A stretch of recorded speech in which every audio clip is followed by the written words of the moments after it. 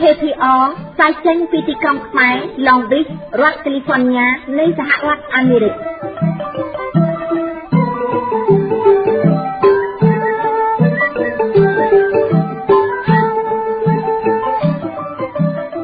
ជាពីរាជធានីភ្នំពេញនាងខ្ញុំផលិការួមជាមួយសាការីផ្សាយសម្លេងវិទ្យុខ្មែរប៉ុស្តិ៍សូមគ្រប់នឹងជម្រាបសួរលោកស្រីអ្នកនាងកញ្ញាទាំងអស់ជាទីមេត្រីជាថ្ងៃនេះជាថ្ងៃបុណ្យកើតខែបុស្សឆ្នាំម្សាញ់បញ្ញស័កពុទ្ធសករាជ2557ដែលត្រូវនៅថ្ងៃទី4ខែមករាគ្រិស្តសករាជ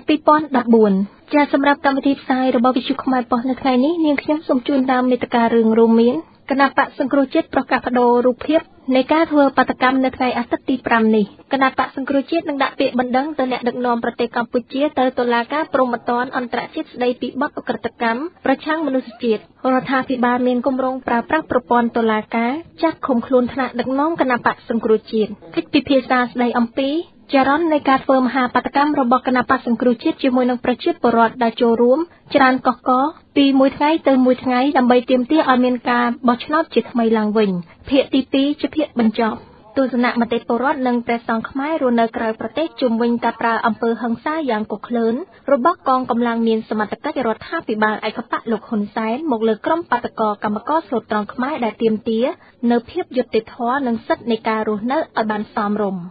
កិច្ចពិភាក្សាស្តីអំពីស្ថានភាពនយោបាយនៅក្នុងប្រទេសកម្ពុជាដែលមានយួននៅពីក្រោយខ្នងភាគទី1ចាលោកអ្នកនាងស្ដាប់ជាទីមេត្រីនឹងនៅចុងបញ្ចប់នៃកម្មវិធីផ្សាយរបស់វិទ្យុខ្មែរប៉ុស្តិ៍នៅថ្ងៃនេះលោកអ្នកនាងនឹងបានតាមដានស្ដាប់នាទីសប្បុរសធម៌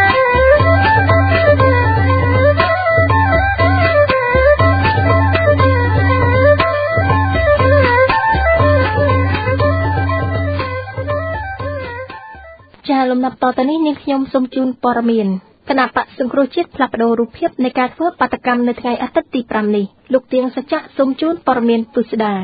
គណៈបក្សសង្គ្រោះជាតិប្រកាសផ្លាស់ប្តូរទម្រង់នៃការធ្វើបាតកម្មនៅថ្ងៃអាទិត្យទី5នេះដោយបាតកម្មនេះសូមឲ្យរដ្ឋាភិបាលបញ្ឈប់ការប្រើប្រាស់អំពើហិង្សាតាមគ្រប់រូបភាពមកលើបាតកោស្លូតត្រង់នៅក្នុងសន្និសីទសារព័ត៌មានរបស់គណៈបក្សសង្គ្រោះជាតិនៅទស្សនកិច្ចអង់គ្លេសលើនាព្រឹកថ្ងៃទី4ខែមករាឆ្នាំ2014នេះលោកសំរងស៊ីប្រធានគណៈបក្សសង្គ្រោះជាតិបានប្រាប់ឲ្យដឹងថាដោយយល់ទៅលើស្ថានភាពនៃការបាញ់សម្លាប់និងបង្ក្រាបមកលើបាតកោស្លូតត្រង់ពីសំណាក់អាជ្ញាធរក្រោមការដឹកនាំរបស់លោកហ៊ុនសែនយ៉ាងឃោរឃៅនេះគណៈបក្សសង្គ្រោះជាតិបានផ្លាស់ប្ដូរនៅរូបភាពនៃការធ្វើបាតកម្មនៅថ្ងៃអាទិត្យខាងមុខនេះពោលគឺផ្លាស់ពីការទាមទារឲ្យមានការបោះឆ្នោតសាជាថ្មីទៅជា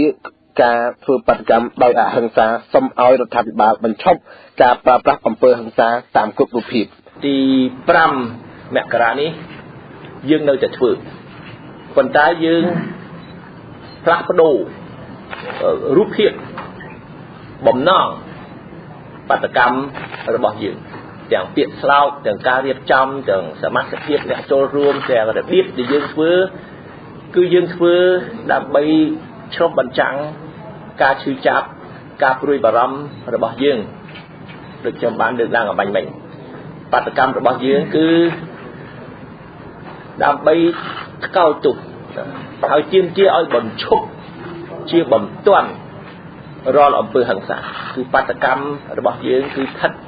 នៅក្រោមសញ្ញាពាក្យស្លោកអហិង្សាគឺបាតកម្មទាមទារឲ្យទាំងអស់គ្នាប្រកាន់ធម៌អហិង្សាឲ្យបញ្ឈប់ភ្លាមគ្រប់ទីកន្លែងទាំងអស់ពីព្រោះដឹងថាមានលោកសំរងស៊ីប្រធានគណៈបក្សសង្គ្រោះជាតិនិយាយ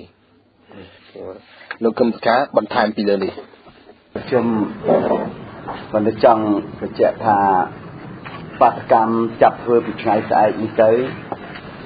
គឺយើងធ្វើដើម្បីប្រឆាំងនឹងការប្រើប្រាស់អំពើហិង្សាគ្រប់រូបភាពគ្រប់ភាគីទាំងអស់ដែលប្រើប្រាស់អំពើហិង្សាគឺយើងនឹងសម្ដែងនៅការឈឺចាប់ជាមួយជនរងគ្រោះទាំងឡាយជាមួយកម្មករទាំងអស់ដែលបានត្រូវរងគ្រោះដោយសារអាជ្ញាធរសមត្ថកិច្ចរបស់គណៈបកប្រជាជនកម្ពុជានឹងធ្វើយ៉ាងសាហាវព្រៃផ្សៃហើយដែលខ្ញុំសង្កេតមើលបន្ទាប់ពីរបបប៉ុលពតដែលសម្លាប់មនុស្សយ៉ាងសាហាវមកឃើញ ក្រុមរបស់លោកហ៊ុនសែនហើយដែលប្រើប្រាស់កម្លាំងសម្រាប់វាយធ្វើទរណកម្មទៅលើមនុស្សយ៉ាងថាប្រិយបន្ទាប់ពីប៉ុលពតនៅកម្ពុជាក្នុងចំណុចទី1នេះយើងឃើញជាក់ស្ដែងអ្នកសារព័ត៌មានអ្នកអង្គការក្រៅរដ្ឋាភិបាលសិទ្ធិមនុស្សអង្គការសហជាតិឃើញក្រុមសមាជិកលើបានចាប់កម្មករចងស្លាប់សេកក្រោយខ្នងហើយកាប់មកធ្វើទរណកម្មនេះជាកំហុសធ្ងន់ណាស់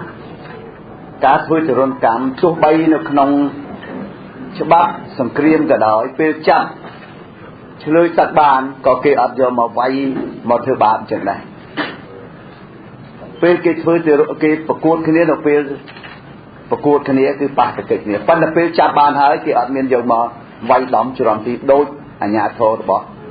លោកហ៊ុនសែនបន្ថែមលើនេះលោកកឹមសុខាបានសំណូមពរឲ្យអង្គការសហប្រជាជាតិនិងអង្គការសង្គមស៊ីវិលនានាបង្កើតគណៈកម្មការឯករាជ្យពិសេសដើម្បីចាត់វិធានការស្រាវជ្រាវរកការពិតលើការបាញ់សម្លាប់និងការធ្វើទរណកម្មមកលើប្រជាពលរដ្ឋស្រូតត្រង់ដើម្បីស្វែងរកភស្តុតាងគ្រប់គ្រាន់ក្នុងការដាក់ពាក្យប្តឹងទៅអង្គការព្រហ្មទណ្ឌអន្តរជាតិហៅកាត់ ICC ក្នុងគោលបំណងបញ្ឈប់រដ្ឋាភិបាលលោកហ៊ុនសែនកុំឲ្យធ្វើអ្វីស្រេចតែអំពើចិត្តជាពិសេសដើម្បីបញ្ឈប់អំពើនិទានភាពនៅកម្ពុជាដែលលោកបានលើកឡើងថាបើការបាញ់សម្លាប់មនុស្សហើយនៅតែមិនអាចចាប់ជនដៃដល់មកផ្ដន់ទាទោសបានដោយករណីលោកឈុកបណ្ឌិតនោះទៅថ្ងៃអនាគតនឹងមានករណីដោយលោកឈុកបណ្ឌិតច្រើនទៀតជាមិនខានប៉ុន្តែទោះជាយ៉ាងណាក៏ដោយយោងទៅលើស្ថានភាពចុងក្រោយនៅវេលាប្រហែលជាម៉ោង3ថ្ងៃនេះបន្ទាប់ពីមានការចល័តកងទ័ពចូលក្នុងរាជធានីភ្នំពេញរាប់ពាន់នាក់និងមានការប្រាអំពើហិង្សាដោយកំរោលមកលើបាតុករដែលប្រចាំការនៅទីលានប្រជាធិបតេយ្យរួមទាំងការរុះរើរោងនិងវេទិការបស់គណៈបក្សសង្គ្រោះជាតិពីសំណាក់កងកម្លាំងអាជ្ញាធររបស់រដ្ឋាភិបាលលោកហ៊ុនសែននោះគណៈបក្សសង្គ្រោះជាតិបានចេញសេចក្តីថ្លែងការណ៍ប្រកាសរំសាយមិនធ្វើបាតកម្មនៅថ្ងៃអាទិត្យទី5ខែមករានោះទេដោយគណៈបក្សសង្គ្រោះជាតិលើកមូលហេតុថាគណៈបក្សសង្គ្រោះជាតិមិនចង់ប្រឈមមុខជាមួយនឹងកងកម្លាំងរបស់រដ្ឋាភិបាលលោកហ៊ុនសែនដែលអាចឈានដល់ការប្រើប្រាស់អំពើហិង្សានោះទេហើយក្នុងនោះគណៈបក្សសង្គ្រោះជាតិមិនបានបញ្ជាក់ថាតើថ្ងៃណានឹងបន្តធ្វើបាតកម្មតទៅទៀតនោះទេពីខ្ញុំទៀងសច្ចៈរាយការណ៍ពីរាជធានីភ្នំពេញគណៈបក្សសង្គ្រោះជាតិនឹងដាក់ពាក្យបណ្ដឹងទៅអ្នកដឹកនាំប្រទេសកម្ពុជាទៅតុលាការព្រហ្មទណ្ឌអន្តរជាតិស្តីពីបទឧក្រិដ្ឋកម្មប្រឆាំងមនុស្សជាតិលោកសុកខោតៃសូមជូនព័ត៌មានពិស្ដាអ្នកដឹកនាំគណៈបក្សសង្គ្រោះជាតិអះអាងថាគណៈបក្សសង្គ្រោះជាតិនឹងប្តឹងអ្នកដឹកនាំរដ្ឋាភិបាលទៅតុលាការព្រហ្មទណ្ឌអន្តរជាតិដើម្បីស្វែងរកយុត្តិធម៌ជូនកម្មករក្នុងការវាយប្រហារមួយពីកងកម្លាំងរដ្ឋាភិបាលនៅផ្លូវវែងស្រេងមុខសួនកាណាឌីយ៉ាបណ្ដាលឲ្យបាតុករ6នាក់បាត់បង់ជីវិតនិងជា20នាក់ទៀតបានរងរបួសក្នុងឱកាសធ្វើបាតកម្មស្នើឲ្យចៅរំចាស់ដំឡើងប្រាក់ឈ្នួលរបស់ខ្លួនកាលពីថ្ងៃទី3មករាឆ្នាំ2014នេះលោកសំរងស៊ីប្រធានគណៈបក្សសង្គ្រោះជាតិបានបញ្ជាក់ពីចំហនៅចំពោះមុខបាតករប្រមាណ10000នាក់នៅទីលានប្រជាធិបតេយ្យគណៈបក្សសង្គ្រោះជាតិនឹងប្រមូលសំណុំរឿងស្តីពីបទឧក្រិដ្ឋប្តឹងអ្នកទទួលខុសត្រូវរដ្ឋាភិបាលមួយនេះទៅតុលាការព្រហ្មទណ្ឌអន្តរជាតិដើម្បីឲ្យក្រុមគ្រួសារអ្នករងគ្រោះទទួលបានយុត្តិធម៌លោកបន្តថាការបាញ់សម្លាប់រង្គាលពេលនេះជាការពិតជាកំសោយនៃរដ្ឋាភិបាលឯកបក្សលោកហ៊ុនសែនដែលប្រើមធ្យោបាយឆ្លើយតបមិនសមាមាត្រមួយដោយហិង្សាលើបាតុករស្របពេលរដ្ឋាភិបាលនេះចិត្តដឹកចង់បញ្ចប់នៃដំណើររាជដាច់ខ្យល់របស់ខ្លួនប្រមុខរដ្ឋាភិបាលខុសច្បាប់លោកហ៊ុនសែនកាលពីថ្ងៃទី20ខែធ្នូ2013នេះក៏ធ្លាប់ប្រមានផងថាលោកនឹងប្រើបាតដៃទី3មកបំផ្លាញអ្នកដែលហ៊ានរិះគន់ការដឹកនាំរបស់លោកមុនពេលមេដឹកនាំនិយមប្រើហិង្សារូបនេះបានចាក់ចេញពីកម្ពុជាស្វែងរកកិច្ចអន្តរាគមន៍ពីប្រទេសយួនស្របពេលគណៈបក្សសង្គ្រោះជាតិបានរុញស្ថានភាពនយោបាយឲ្យជាប់គាំងក្រោយពីពេលបោះឆ្នោតយ៉ាងនេះក្តីលោកកាន់សុខាអនុប្រធានគណៈបក្សសង្គ្រោះជាតិបានថ្លែងថាមេដឹកនាំគណៈបក្សប្រជាជនកម្ពុជាលោកហ៊ុនសែនមិនចេះស្ដាប់ខ្មែរទៀតឡើយគ្រាដែលលោកបង្ហាញពីសារធាតុនិយាយភាសាយួនដែលមជ្ឈដ្ឋានជាតិនឹកស្មានមកដល់និងនិយមប្រើហិង្សាទៅអ្នកទន់ខ្សោយតែទោះជាយ៉ាងណាលោកកាន់សុខាអំពាវនាវឲ្យប្រជាពលរដ្ឋខ្មែរជាវិរៈបាតុករតាំងស្មារតីនិងពង្រឹងគោលជំហរបន្តមាគ៌ាអហិង្សាដើម្បីយកឈ្នះទង្វើអាក្រក់សម្ដៅទាមទាររំយុត្តិធម៌ជូនវិរៈបាតុករបានបាត់បង់ជីវិតកន្លងមកពួកបញ្ជាក់ថាតុលាការព្រហ្មទណ្ឌអន្តរជាតិ ICC ជា តឡាការអចិន្ត្រៃយ៍និងឯករាជ្យមួយដែលកាត់ទោសទៅលើបុគ្គលទាំងឡាយណាត្រូវបានគេចាប់ប្រកាន់ថាបានប្រព្រឹត្តបទល្មើសធ្ងន់ធ្ងរបានប្រព្រឹត្តបទល្មើសព្រហ្មទណ្ឌធ្ងន់ធ្ងរដែលជាកង្វល់ទូទៅនៃសហគមន៍អន្តរជាតិដូចជាបទឧក្រិដ្ឋកម្មប្រល័យពូជសាសន៍ឧក្រិដ្ឋកម្មប្រឆាំងមនុស្សជាតិនិងឧក្រិដ្ឋកម្មសង្គ្រាមតឡាការព្រហ្មទណ្ឌនេះបង្កើតឡើងក្នុងក្រុងរ៉ូមនៃប្រទេសអ៊ីតាលីកាលពីថ្ងៃទី17ខែកក្កដាឆ្នាំ1998ក្នុងសន្ធិសញ្ញាអន្តរជាតិមួយដែលមានប្រទេសចំនួន160បានចូលរួមនិងចូលជាធរមានផងដែរសម្រាប់ការអនុវត្តនៅថ្ងៃទី1ខែកញ្ញាឆ្នាំ2002ដែលប្រទេសចំនួន60បានផ្ដោតសេចក្ដីបានស្របពេលកម្ពុជាជាប្រទេសទី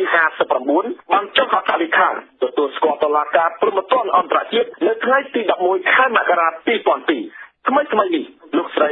Marie Harf អ្នកនាំពាក្យរងនៃក្រសួងការបរទេសសហរដ្ឋអាមេរិកបានបញ្ជាក់នៅក្នុងសន្និសីទសារព័ត៌មាននៅក្រសួងការបរទេសក្នុងរដ្ឋធានី Washington កាលពីថ្ងៃសុក្រនេះថាសហរដ្ឋអាមេរិកសម្ដែងការសោកស្ដាយយ៉ាងខ្លាំងចំពោះការបាត់បង់ជីវិតមនុស្សនិងរងរបួសក្នុងប្រទេសកម្ពុជានៅអំឡុងពេលកងកម្លាំងរដ្ឋាភិបាលប្រាហិង្សាទៅលើបាតកោនិងស្គាល់ទុំយ៉ាងខ្លាំងចំពោះការប្រព្រឹត្តរបស់កងកម្លាំងរដ្ឋាភិបាលឯកបៈនេះជាទូទៅឧត្តមស្នងការសហប្រជាជាតិទទួលបន្ទុកសិទ្ធិមនុស្សនៅកម្ពុជាតែងតែបញ្ជូនរបាយការណ៍ស្ដីពីបញ្ហារំលោភសិទ្ធិមនុស្សទៅកាន់គណៈកម្មការសិទ្ធិមនុស្សអង្គការសហប្រជាជាតិនៅទីក្រុងស៊ើណាវប្រទេសស្វីសជារៀងរាល់ខែកក្កដានៃឆ្នាំនីមួយៗហើយរដ្ឋាភិបាលលោកហ៊ុនសែនក៏បានបញ្ជូនមន្ត្រីជាន់ខ្ពស់របស់ខ្លួនទៅចូលរួមផងដែរដើម្បីផ្ទៀងផ្ទាត់អំពីស្ថានភាពរំលោភសិទ្ធិមនុស្សនៅកម្ពុជាសខោតីរាយការណ៍ពីទីក្រុងភ្នំពេញ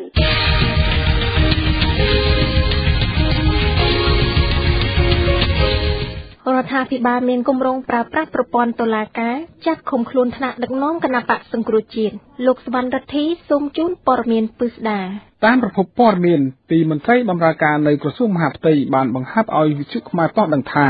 តុលាការក្រមបញ្ជារបស់លោកហ៊ុនសែនត្រៀមនឹងចេញដីកាឲ្យអិសរាជជនជាន់ខ្ពស់របស់គណបក្សសង្គ្រោះជាតិជាច្រើនរូបឲ្យចុះបំភ្លឺជុំវិញការចោទប្រកាន់ពីបទញុះញង់ឲ្យមានអំពើហិង្សានិងមិនគោរពច្បាប់ផ្សេងៗបន្ទាប់មកនឹងចេញដីកាឃុំខ្លួនតែម្ដងតកតងនឹងបញ្ហានេះស្ថាបនិកវិទ្យុខ្មែរប៉ុស្តិ៍និងជាប្រធាននាយកដ្ឋាននិងប្រព័ន្ធផ្សព្វផ្សាយរបស់គណៈបក្សសង្គ្រោះជាតិលោកមេឃសវណ្ណារាក៏ស្ថិតនៅក្នុងចំណោមក្រុមអិសរាជជនដែលរដ្ឋាភិបាលបានដៃទុកផងដែរនៅវេលានេះលោកបានប្រាប់វិទ្យុខ្មែរប៉ុស្តិ៍ឲ្យដឹងថាពេលនេះលោកកំពុងស្ថិតនៅក្នុងកន្លែងមួយដែលមានសុវត្ថិភាពឥឡូវនេះខ្ញុំនៅកន្លែងសុវត្ថិភាពនិងនាមខ្ញុំជាប្រជាពលរដ្ឋអាមេរិកមួយរូបដែរអញ្ចឹងអត់តែមានស្អីទេគ្រាន់តែប្រកបចារកម្មរបស់គេក៏ដូចជាមិត្តភក្តិចិត្តដិតនៅក្នុងក្រសួងមហាផ្ទៃហ្នឹងគេបានប្រាប់ថាខ្ញុំនេះជាមុខសញ្ញាមួយក្នុងចំណោមមុខសញ្ញាមេដឹកនាំកម្ពុជាហើយគេគ្រោងនឹងចេញដីកាតាមចាប់ឬក៏យ៉ាងម៉េចឥឡូវជារឿងផ្សេងប៉ុន្តែយើងនៅកន្លែងសុវត្ថិភាពហើយជាពិសេសគឺថាមានស្ថានទូតអមេរិកក៏ដូចជាអ្នកងាររបស់អាមេរិកបានយកចិត្តទុកដាក់ចំពោះយើងផងដែរបាទតេតិនទៅនឹងស្ថានភាពនយោបាយចុងក្រោយនេះលោកបានឲ្យដឹងថាភាគីដែលរំលោភច្បាប់គឺភាគីរាជរដ្ឋាភិបាលព្រោះបាតកម្មនៅមួយកន្លែងនេះគណៈបក្សសង្គ្រោះជាតិបានដាក់សំណើទៅសាលាក្រុងរួចរាល់ហើយស្ថានភាពពេលនេះគឺខ្ញុំមើលឃើញថាទាំងថ្នាក់ដឹកនាំក៏ដូចជាគណៈបក្សសង្គ្រោះជាតិយើងធ្វើអត់មានអីខុសច្បាប់ទេព្រោះគោលការណ៍នៃប្រទេសប្រជាធិបតេយ្យគោលការណ៍នៃការគោរពសិទ្ធិមនុស្សហើយអ្វីដែលគាត់មកកំរោលក្នុងនាមជារដ្ឋាភិបាលជាអាជ្ញាធរក្រុងមួយហើយមកបំផ្លាញទ្រព្យសម្បត្តិគេដែលគេសុំច្បាប់ធ្វើមកកន្លែងហើយគេមិនទាន់បានបង្ហាញនូវភាពវឹកវរអីផងស្រាប់តែគាត់ប្រើពួកសន្តិសុខមកហើយរុំគាត់ទៅដល់ប៉ូលីស PM ក៏ដូចជាទាហានឥឡូវនេះមកដល់ម៉ោងប៉ុណ្ណេះហ្នឹងយករថក្រោះរថផ្ទះដែកអីមកទៀតហើយកងទ័ពជើងទឹកហ្នឹងក៏ឡើងមកទៀតដើម្បីគេបំបាក់ស្បាតកុំឲ្យប្រជាពលរដ្ឋមានគម្រោងធ្វើអីធំនៅថ្ងៃស្អែកប៉ុន្តែយើងអត់ទាន់ថាធ្វើមិនធ្វើគឺយើងនៅតែទៅមុខអត់ដកថយតែយើងដកថយយើងស្ងាត់តែយើងធ្វើទៅមុខដើម្បីប្រយោជន៍នៃជាតិយើងអត់ធ្វើអីឲ្យមានអំពើហិង្សាដោយពួកគាត់ដែលបាញ់សម្លាប់ប្រជាពលរដ្ឋកម្មករអីគឺថាយើងនឹងស្កោតទោសហើយអានេះជាការមួយដែលរដ្ឋាភិបាលឯកបៈលោកហ៊ុនសែនបានចូលនៅក្នុងអ្វីដែលលោកបានប្រព្រឹត្តល្មើសទៅនឹងកិច្ចព្រមព្រៀងនៃប្រទេសអង់គ្លេសជាមួយនឹងតុលាការព្រហ្មទណ្ឌអន្តរជាតិ ICC ទាក់ទងទៅនឹងច្បាប់ឧក្រិដ្ឋកម្មប្រឆាំងមនុស្សជាតិច្បាប់ឧក្រិដ្ឋកម្មនិងបលាយមនុស្សអីជាដើមហ្នឹងគឺថាអង្គការសហជាតិទទួលបន្ទុកសិទ្ធិមនុស្សនៅកម្ពុជាអង្គការសង្គមស៊ីវិលក៏ដូចជាគណៈបក្សសង្គ្រោះជាតិក៏បានធ្វើពាក្យប្តឹងពីបញ្ហាហ្នឹងដែរព្រោះយើងបានចូលអ អនុវត្តពីថ្ងៃទី1ខែកក្កដាឆ្នាំ2002ក្រោយពីចុះហត្ថលេខីមកនឹងអញ្ចឹងជាបរដ្ឋខ្មែរនៅតែទាមទារព្រោះយើងជាប្រទេសសេរីពហុបកយើងជាប្រទេសគោរពតាមកិច្ចព្រមព្រៀងក្រុងប៉ារីសហើយខ្ញុំជឿថាស្ថានទូតអាមេរិកក៏ដូចជាប្រទេសផ្ដល់ជំនួយប្រទេសចុះហត្ថលេខីនៃកិច្ចព្រមព្រៀងក្រុងប៉ារីសគេមិនបណ្ដោយឲ្យស្ថានភាពទៅយ៉ាងហ្នឹងទេហើយអាការបង្ក្រាបនេះគឺថាកាត់ខ្លាចទប់កម្លាំងអ្នកដែលគ្រប់គ្រងគណៈបកសង្គ្រោះជាតិនឹងទៅនឹងខួប35ឆ្នាំរបស់គាត់គឺ7មករាខាងមុខនេះដែលគេត្រៀមធ្វើនៅទឹកដីកោះពេជ្រដែលជា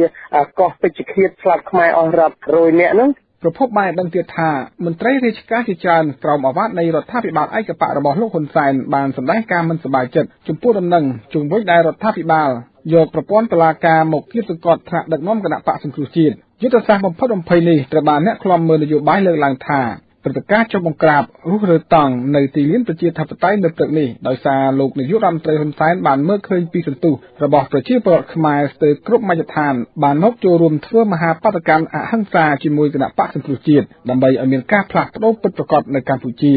នៅរសៀលថ្ងៃនេះដែរក្រមសង្គមស៊ីវិលនៅកម្ពុជាជាច្រើនបានជួបជុំគ្នាដើម្បីសិក្សាស្រាវជ្រាវលើសំណុំរឿងស្ដីពីសកម្មភាពហិង្សារបស់យោធាក្រោមការដឹកនាំរបស់រដ្ឋាភិបាលឯកបកដែលបានបើកការបាញ់ប្រហារមកលើវងកម្មករដែលទាមទារឲ្យមានការដំឡើងប្រាក់ខែដែលធ្វើឲ្យមានកម្មករខ្លះស្លាប់និងរបួសជាច្រើនអ្នកដើម្បីដាក់ពាក្យបណ្ដឹងទៅតុលាការព្រហ្មទណ្ឌអន្តរជាតិបាទខ្ញុំសវណ្ណរិទ្ធីវិទ្យុខ្មែរប៉ុស្តិ៍ KPR ធ្វើសេចក្តីរាយការណ៍ពីទីក្រុងភ្នំពេញ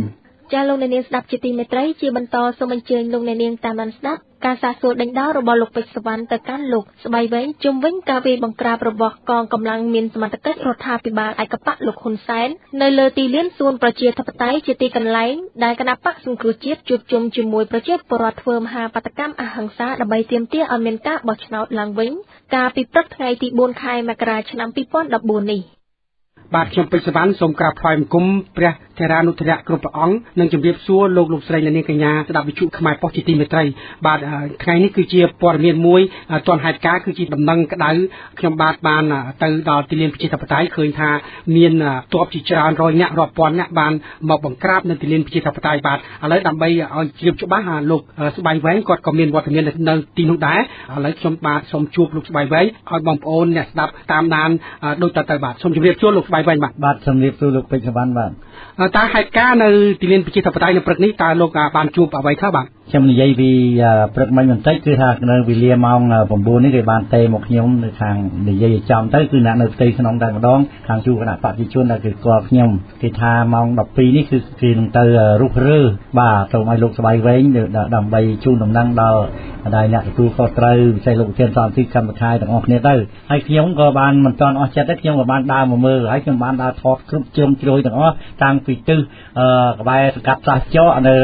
រយ៉ាល់តាំងពីខាងជើងដៃនាទីធ្លាខាងលិចទូតអាមេរិកខ្ញុំបានដើរថត PM ទាំងអស់គឺលបាំងគឺថាមានដាក់តាំងពីលបងតាំងពីដៃនៃលបាំងគ្រប់ច្រកហើយមើលទៅឃើញរឿងនឹងពិតហើយពីលិចពីកើតក្បែរសាកដាលក្បែរសាចាស់គឺថាបិទហើយបិទហ្នឹងគឺថា PM មកជួមាន50មាន30មាន50អត់មាន10មាន20ទេគឺថាដាក់ជាថ្នាក់វាគឺថាអ្នកដែលមុខទីលាននោះគឺថាដាក់តលហើយក្រោយមកនៅក្បែររយ៉ាល់អាគារខ្ពស់នោះផងក្រោយមកទៀតនៅក្បែរពេទ្យកាលម៉ែតផងនេះខ្ញុំគិតពីខាងលិចហើយចំហៀងខាងជើងក៏ដាក់3ចឹងដែរក្បែរទូតអាមេរិកលបាំងទី3ហើយក្បែរទូតអាមេរិកគឺលបាំងទីឈោងទៅមុខបន្តិចក្បែរវិទ្យុជាតិទីធ្លាហ្នឹងគឺលបាំងទី2ហើយលបាំងទី1ហ្នឹងគឺដល់តែម្ដងដល់សួនច្បារហ្នឹងតែម្ដងឥឡូវនេះសរុបភាពការថានេះគឺជាដំណឹងចុងក្រោយរបស់ដៃណែសភាពការដែលកើតឡើងនៅក្នុងថ្ងៃនេះគឺខ្ញុំគិតស្មានថា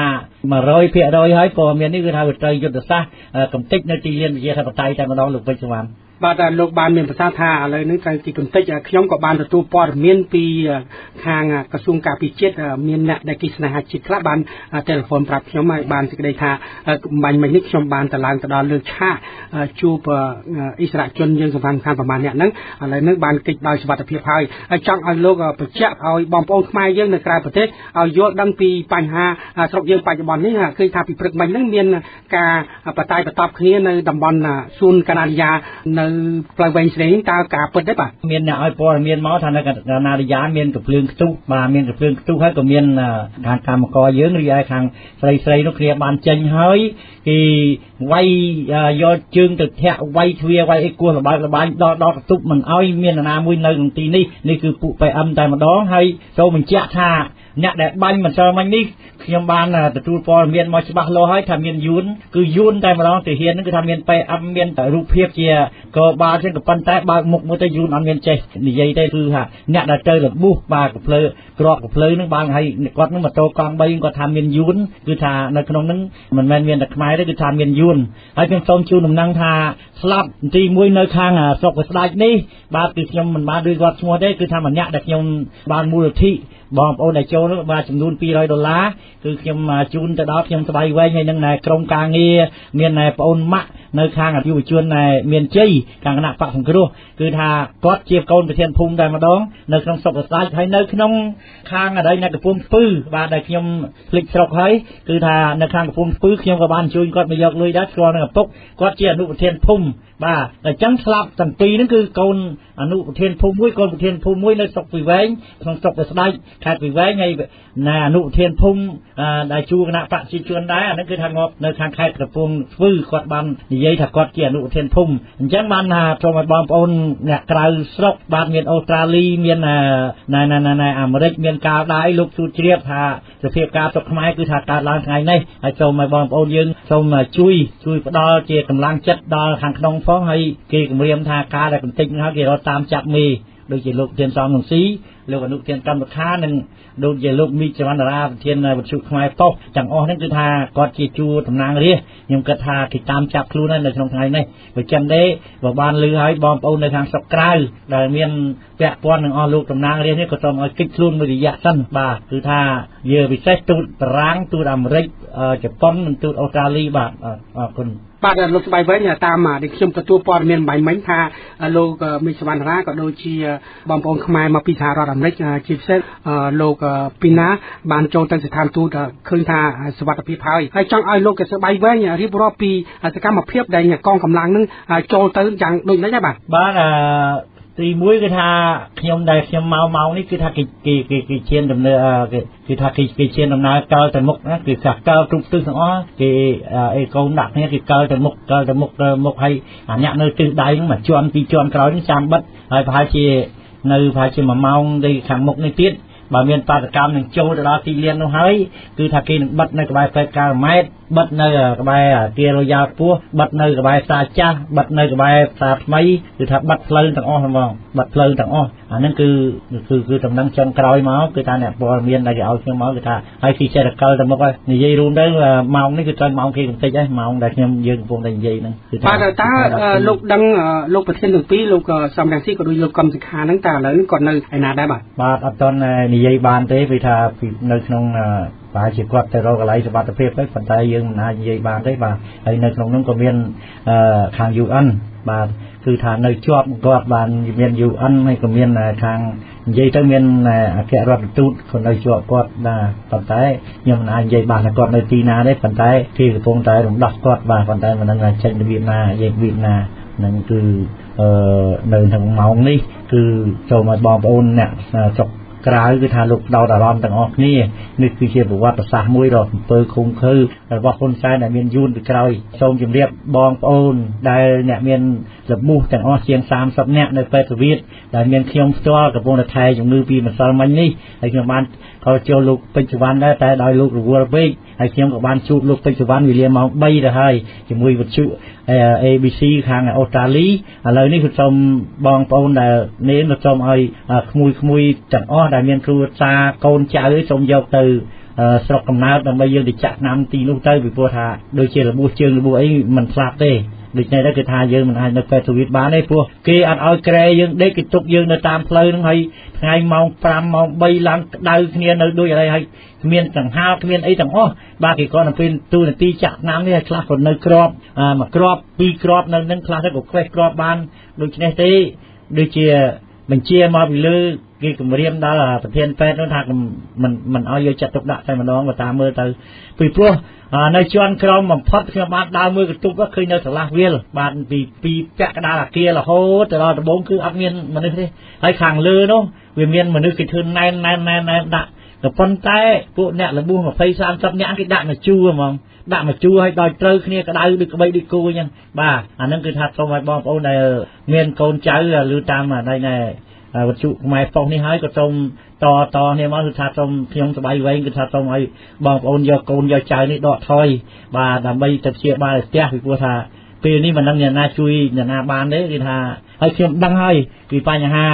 ណែអ្នកកម្លាំងទី3នោះគឺពួកនេះវាចោលសម្រុកមកដែរក្មេងហ្នឹងពីព្រឹកមកពួកបាតកោថានៅខាងកម្ពុជាពួករោងចក្រនៅរោងចក្រជីនហ្នឹងថាឃើញក្មេងៗហ្នឹងមកមិនដឹងមកពីណាទេគឺថាក្មេងៗហើយមានគ្លីបពាក់ដូចជារោងចក្រហ្នឹងពួកហ្នឹងចោលយោធាហ្នឹងប្រឹងដល់តែក្រោយមកឃើញពួកហ្នឹងដែលនៅក្នុងបាតកោហ្នឹងម្នាក់ដែលថតនៅអង្គរធំហ្នឹងដែលមាន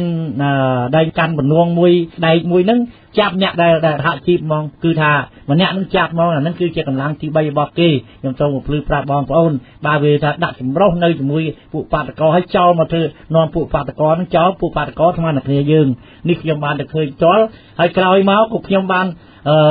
លោតចេញពីអីនៅកន្លែងទាហាននេះទៅចាប់លោកណែដែលគុណណែវឿនសំណាងដល់ចឹងទៅឥឡូវនេះលោកនៅស្រុកស្ដឹងអត់ដឹងខ្លួនទេនៅពេទ្យរុស្ស៊ីបាទសូមអរគុណលោកពេជ្រវណ្ណខ្ញុំបាននិយាយឬប្រអស់បាទបញ្ហាបោកច្បល់បញ្ហាហ្នឹងបាទសូមថ្លែងអំណរគុណចំពោះលោកស្បៃវែងដែលបានរៀបរាប់ពីព្រឹត្តិការណ៍នៅថ្ងៃនេះឃើញថាកងកម្លាំងរបស់រដ្ឋាភិបាលលោកហ៊ុនសែនហ្នឹងប្រក្រាបទៅលើវងបាតកោជាពិសេសឥឡូវហ្នឹងមកដល់ទីលានប្រជាធិបតេយ្យហើយពេលវេលាវាខ្លីខ្ញុំសូមគោរពលាបាទជាព័ត៌មានពិស្ដារដែលលោកអ្នកនាងទើបតែបានតាមដានស្ដាប់នៅពេលនេះចប់តែប៉ុណ្ណេះ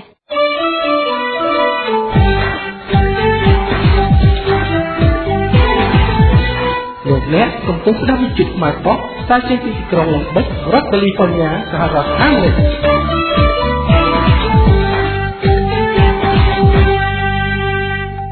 ចាលោកអ្នកនាងស្ដាប់ជាទីមេត្រីតទៅនេះសូមអញ្ជើញលោកអ្នកនាងតាមដានស្ដាប់កិច្ចពិភាក្សាស្ដីអំពីចរន្តនៃការធ្វើមហាបាតុកម្មរបស់គណៈបក្សសង្គ្រោះជាតិជាមួយនឹងប្រជាពលរដ្ឋដែលចូលរួមច្រើនកកពីមួយថ្ងៃទៅមួយថ្ងៃដើម្បីទាមទារឲ្យមានការបោះឆ្នោតសារឡើងវិញភាគទី2ជាភាគបញ្ចប់ចាដោយកិច្ចពិភាក្សាខាងលើនេះគឺលោកអ៊ិតសុខាជាអ្នកសម្របសម្រួលរួមជាមួយនឹងក្រុមនិស្សិតដែលអញ្ជើញមកពីសាកលវិទ្យាល័យនានានៅទីក្រុងភ្នំពេញចាចង់ដឹងថាតើកិច្ចពិភាក្សារបស់លោកអ៊ិតសុខាជាមួយនឹងក្រុមនិស្សិតមានអត្ថន័យនិងខ្លឹមសារយ៉ាងណាដូច្នេះសូមអញ្ជើញលោកអ្នកនាងតាមដានស្ដាប់ដូចតទៅនេះយើងគួរតែពិចារណាទាំងអស់គ្នាហើយខ្មែរយើងប្រមាណអ្នកដែលអាចស្ដាប់ភាសាយួនបានតើភាសាហ្នឹងដែលលោកនាយករដ្ឋមន្ត្រីហ៊ុនសែននិយាយជាមួយនឹងអ្នកការទូតរបស់យួនតែគាត់និយាយអ្វីយើងអត់ដឹងថាគាត់និយាយអ្វីមានតែតាម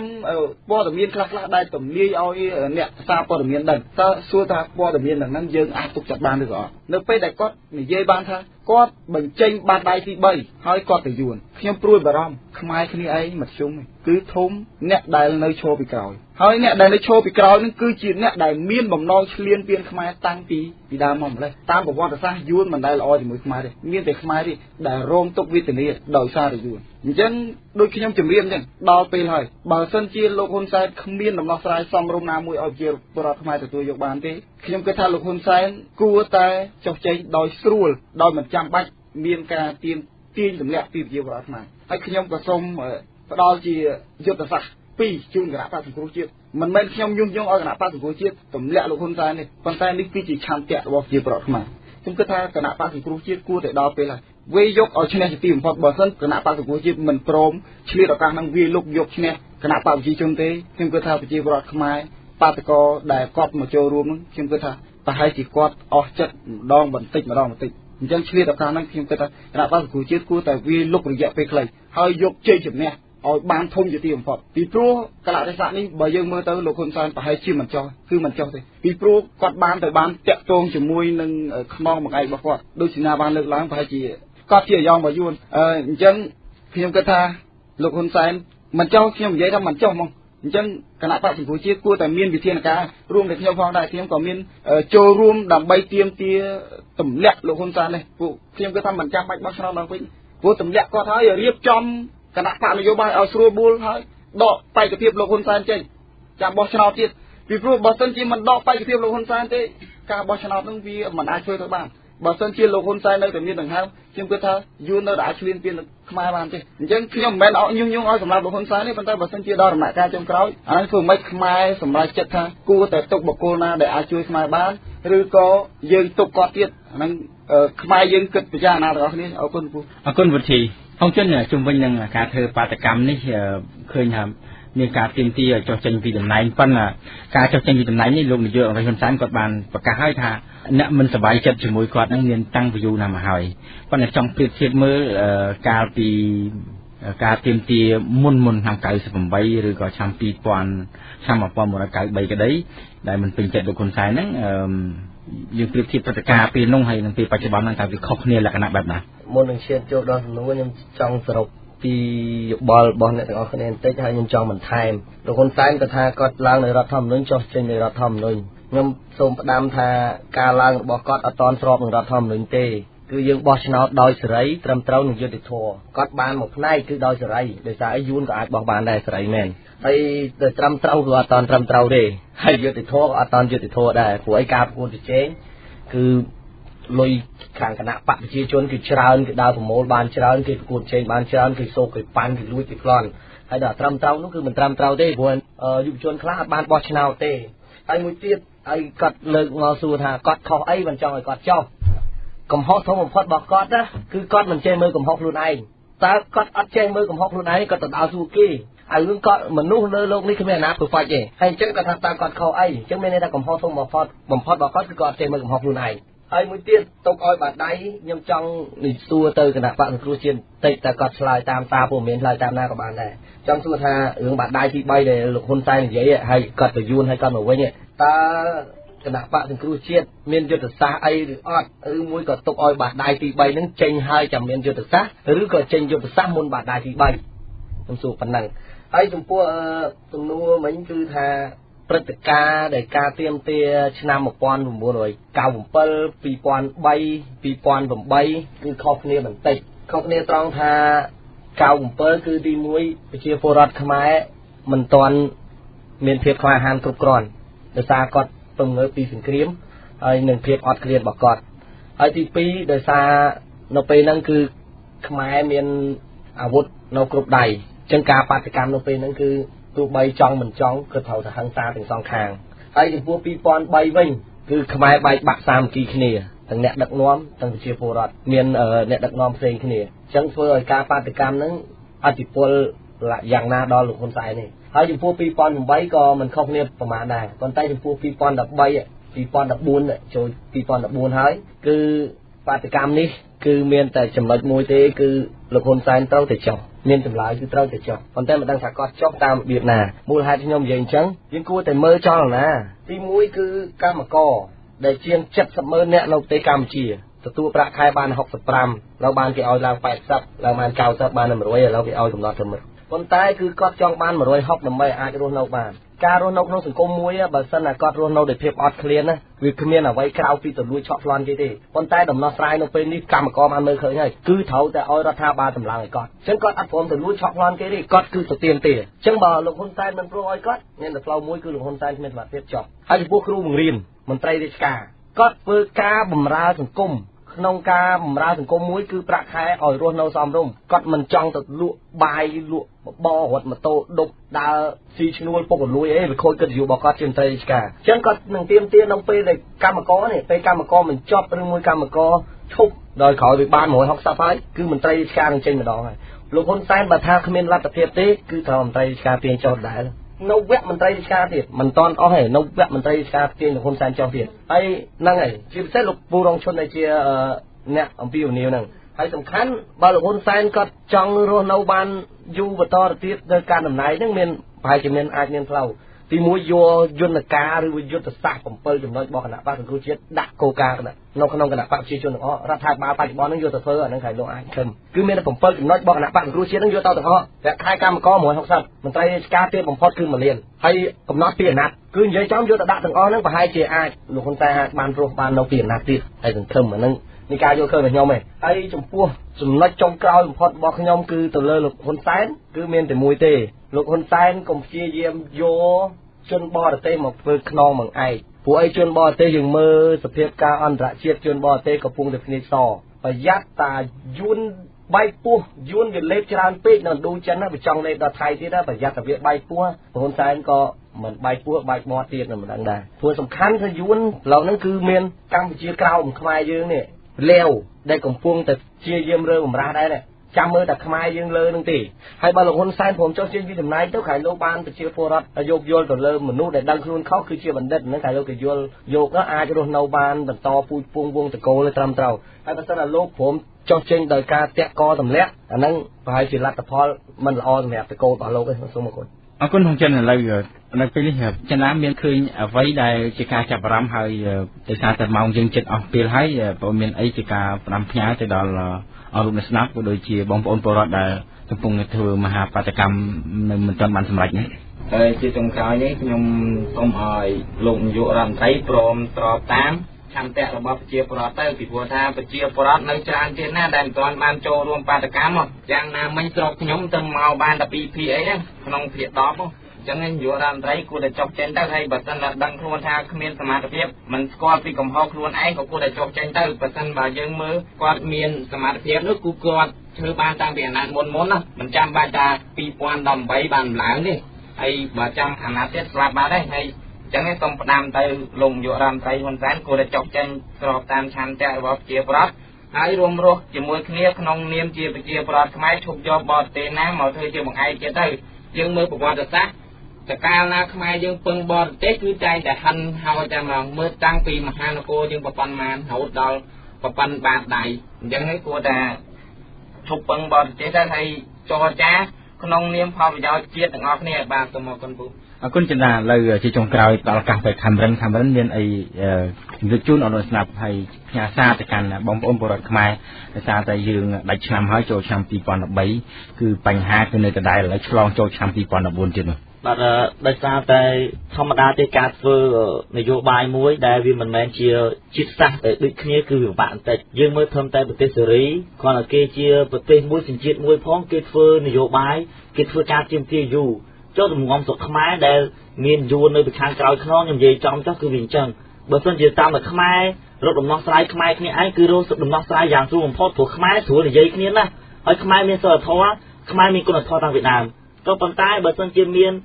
បកគលក៏ដូចជាមាននរណាមួយនៅពីក្រោយខ្នងជាពិសេសជាសារតែនៅពីក្រោយខ្នងគឺយើងពិបាកដោះស្រាយអញ្ចឹងខ្ញុំគិតថាការទៀមទាគឺនឹងបានព្រោះការទៀមទាឲ្យប្រពុតក៏សំដែងថាអត្តាអត្តណោនេះថោធ្វើខ្លួនទីពឹងខ្លួនអញ្ចឹងមានន័យថាពេលនេះគឺពឹងផ្អែកទៅលើបងប្អូនប្រជាពលរដ្ឋខ្មែរត្រូវចេះតែពឹងផ្អែកទៅលើខ្លួនឯងកុំពឹងបរទេសណាគឺយើងត្រូវតែចាក់ដៃគ្នាឡើងដើម្បីសហការគ្នាទាំងនិស្សិតទាំងបញ្ញវន្តទាំងមន្ត្រីឆ្ការទាំងកម្មករគ្រប់សន្តិវណ្ណៈទាំងអស់ត្រូវតែមានការចូលរួមគ្រប់សកម្មភាពទាំងអស់ដើម្បីរកសេរីភាពជូនបងប្អូនប្រជាពលរដ្ឋហើយខ្ញុំក៏សូមថ្លែងអំណរគុណដល់បងប្អូនខ្មែរនៅឯនេះសមុទ្រដែរទោះបីជាមិនបានចូលរួមផ្ទាល់ក៏ប៉ុន្តែបានផ្ដល់នូវថវិកាពីព្រោះវិភាសាខ្មែរគេតែងតែនិយាយថាធ្វើស្រែនឹងទឹកធ្វើសឹកនឹងបាយអញ្ចឹងសកម្មភាពរបស់គណៈបកសង្គ្រោះជាតិអាចដំណើរការទៅបានគឺ 100% គឺចេញពីឆន្ទៈបងប្អូនប្រជាពលរដ្ឋខ្មែរនៅឯនេះសមុទ្រទាំងអស់ដើម្បីចូលរួមសហការគ្នាប្រសិនបើគ្មានខ្មែរនៅឯនេះសមុទ្រទេគឺយើងមិនអាចឈានដល់ដំណាក់កាលនេះទេព្រោះខ្មែរនៅក្នុងស្រុកគ្រាន់ជាកម្លាំងចលករមួយដែលខ្លាំងបំផុតក៏ប៉ុន្តែសម្រាប់ការឧបត្ថម្ភជាស្បៀងជាអាហារគឺចេញពីបងប្អូនប្រជាពលរដ្ឋខ្មែរសឹងតែទាំងអស់អញ្ចឹងបានខ្ញុំឃើញថាកន្លែងហ្នឹងគឺយើងពឹងផ្អែកទៅលើគ្នាប្រជាពលរដ្ឋខ្មែរក្នុងស្រុកពឹងទៅលើកម្លាំងដែលចូលរួមហើយបងប្អូនខ្មែរនៅឯនេះសមុទ្រផ្ដល់ជាថវិកាដើម្បីចូលរួមទាំងអស់គ្នាសរុបសេចក្តីមកគឺយើងបានជួយជាតិទាំងអស់គ្នាតែម្ដងហើយជាចុងក្រោយនេះខ្ញុំបាទក៏សូមថ្លែងអំណរគុណទៅដល់សពប្រជាជនក៏ដូចជាបងប្អូនមួយចំនួនដែលបានឧបត្ថម្ភមកក្លឹបយុវជនរបស់ពួកខ្ញុំដែលផ្ទាល់ហើយប្រចាំខែដូចជាលោកបណ្ឌិតស៊ូណារ៉ូនៅឯខាងឡុងប៊ិចលោកគ្រូហិនរីហេងក៏ដូចជាអ្នកស្រីមួយចំនួនទៀតដូចជាសូណារីពៅសុវណ្ណលឹមគិស្នាជាដើមហើយនៅខាងអាឡម៉ង់ដែលឧបត្ថម្ភទៅដល់ខាងបងប្អូនប្រជាពលរដ្ឋដែលគាត់ចូលមកធ្វើបាតកម្មតាមរយៈក្លឹបរបស់ពួកខ្ញុំដើម្បីទិញជានំប៉័ងក៏ដូចជាទិញជាបាយកញ្ចប់នៅតាមរយៈលពូសត្យានៅខាងអាឡម៉ង់នោះក៏បានឧបត្ថម្ភមកដល់បាតកោដែរហើយខ្ញុំនឹងនាំយកនៅអាហារក៏ដូចជានំប៉័ងទៅចែកនៅថ្ងៃស្អែកហើយមួយវិញទៀតទៅខាងអូស្ត្រាលីខាងលពូកុងសុភានដែលជាតំណាងខ្មែរនៅឯនេះសមុទ្រដែលឧបត្ថម្ភកុំព្យូទ័រដល់ពួកខ្ញុំដើម្បីដំណើរការក៏ដូចក្រុមក្មេងវត្តនៅវត្តពុទ្ធរាំងសី នៅទីក្រុងមេបួនផងដែរដែលឧបត្ថម្ភប្រចាំការដល់ពួកយើងខ្ញុំដើម្បីធ្វើការសហការនៅក្នុងការងារសង្គមហើយមួយវិញទៀតគឺលោកពូកេតស៊ីឡានៅសហរដ្ឋអាមេរិកដែលជួយឧបត្ថម្ភហើយជាពិសេសគឺជួយដល់ខ្មែរស្នេហាជាតិទាំងអស់ដើម្បីជាកម្លាំងចលករមួយឲ្យខ្ញុំសូមថ្លែងអំណរគុណជាពិសេសក្នុងឱកាសឆ្នាំថ្មីនេះសូមឲ្យអ្នកទាំងអស់គ្នាជួបប្រទេសតែប្រទេសសុខសេចក្តីចម្រើនជាពិសេសសូមឲ្យយើងចូលរួមសហការគ្នារកយុត្តិធម៌ជូនបងប្អូនប្រជាពលរដ្ឋជាពិសេសគឺយើងនាំគ្នាការពារនៅពលនភេទទឹកដីដែលសល់តិចតួចបំផុតពីសម័យអង្គរមកហើយយើងនឹងកសាងប្រទេសជាតិឲ្យក្លាយទៅជាប្រទេសមួយដែលគេទទួលស្គាល់នៅក្នុងតំបន់អាស៊ីក៏ដូចជានៅក្នុងសកលលោកផងដែរសូមអរគុណអរគុណខាងបរិញ្ញាសាទៅពីវេលាយើងដល់ម៉ោងដល់ទីបញ្ចប់ហើយសូមបញ្ចប់ការពិភាក្សាមុនបញ្ចប់សូមថ្លែងអរគុណដល់បងប្អូននិស្សិតដែលបានចំណាយពេលវេលាមកជម្រាបជូនអរស្ដាប់ជុំវិញនឹងទស្សនវិជ្ជា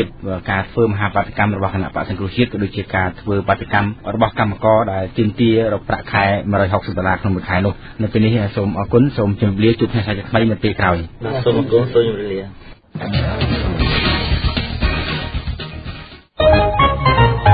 នីតិទស្សនៈនិងមតិពលរដ្ឋខ្មែរចាលោកអ្នកនាងស្ដាប់ជាទីមេត្រីជាបន្តសូមអញ្ជើញលោកអ្នកនាងតាមដានស្ដាប់នៅទស្សនៈមតិពលរដ្ឋនិងព្រះសង្ឃខ្មែររស់នៅក្រៅប្រទេសដែលមានអ្នកស្រីច័ន្ទសុជាតិនាយិកាស្ដីទីវិទ្យុខ្មែរប៉ុស្តិ៍ប្រចាំសហរដ្ឋអាមេរិកធ្វើការសាកសួរទៅកាន់ព្រះសង្ឃក៏ដូចជាពលរដ្ឋខ្មែរដែលរស់នៅតាមបណ្ដារដ្ឋនានាមួយចំនួននៅឯសហរដ្ឋអាមេរិកជំវិញការប្រើអំពើហិង្សាយ៉ាងកុក្លឿនឃោរឃៅយំខ្នងបំផុតក្នុងប្រវត្តិសាស្ត្រសម្រាប់ជាតិសាសន៍ខ្លួនឯងរបស់កងកម្លាំងមានសមត្ថកិច្ចបាតដៃប្រឡាក់ឈាមរាជខ្មែរនៃរដ្ឋាភិបាលឯកបកលោកហ៊ុនសែនលោកបានធ្វើដំណើរទៅស្មូរក្បួនប្រល័យពូជសាសន៍ពីប្រទេសយួន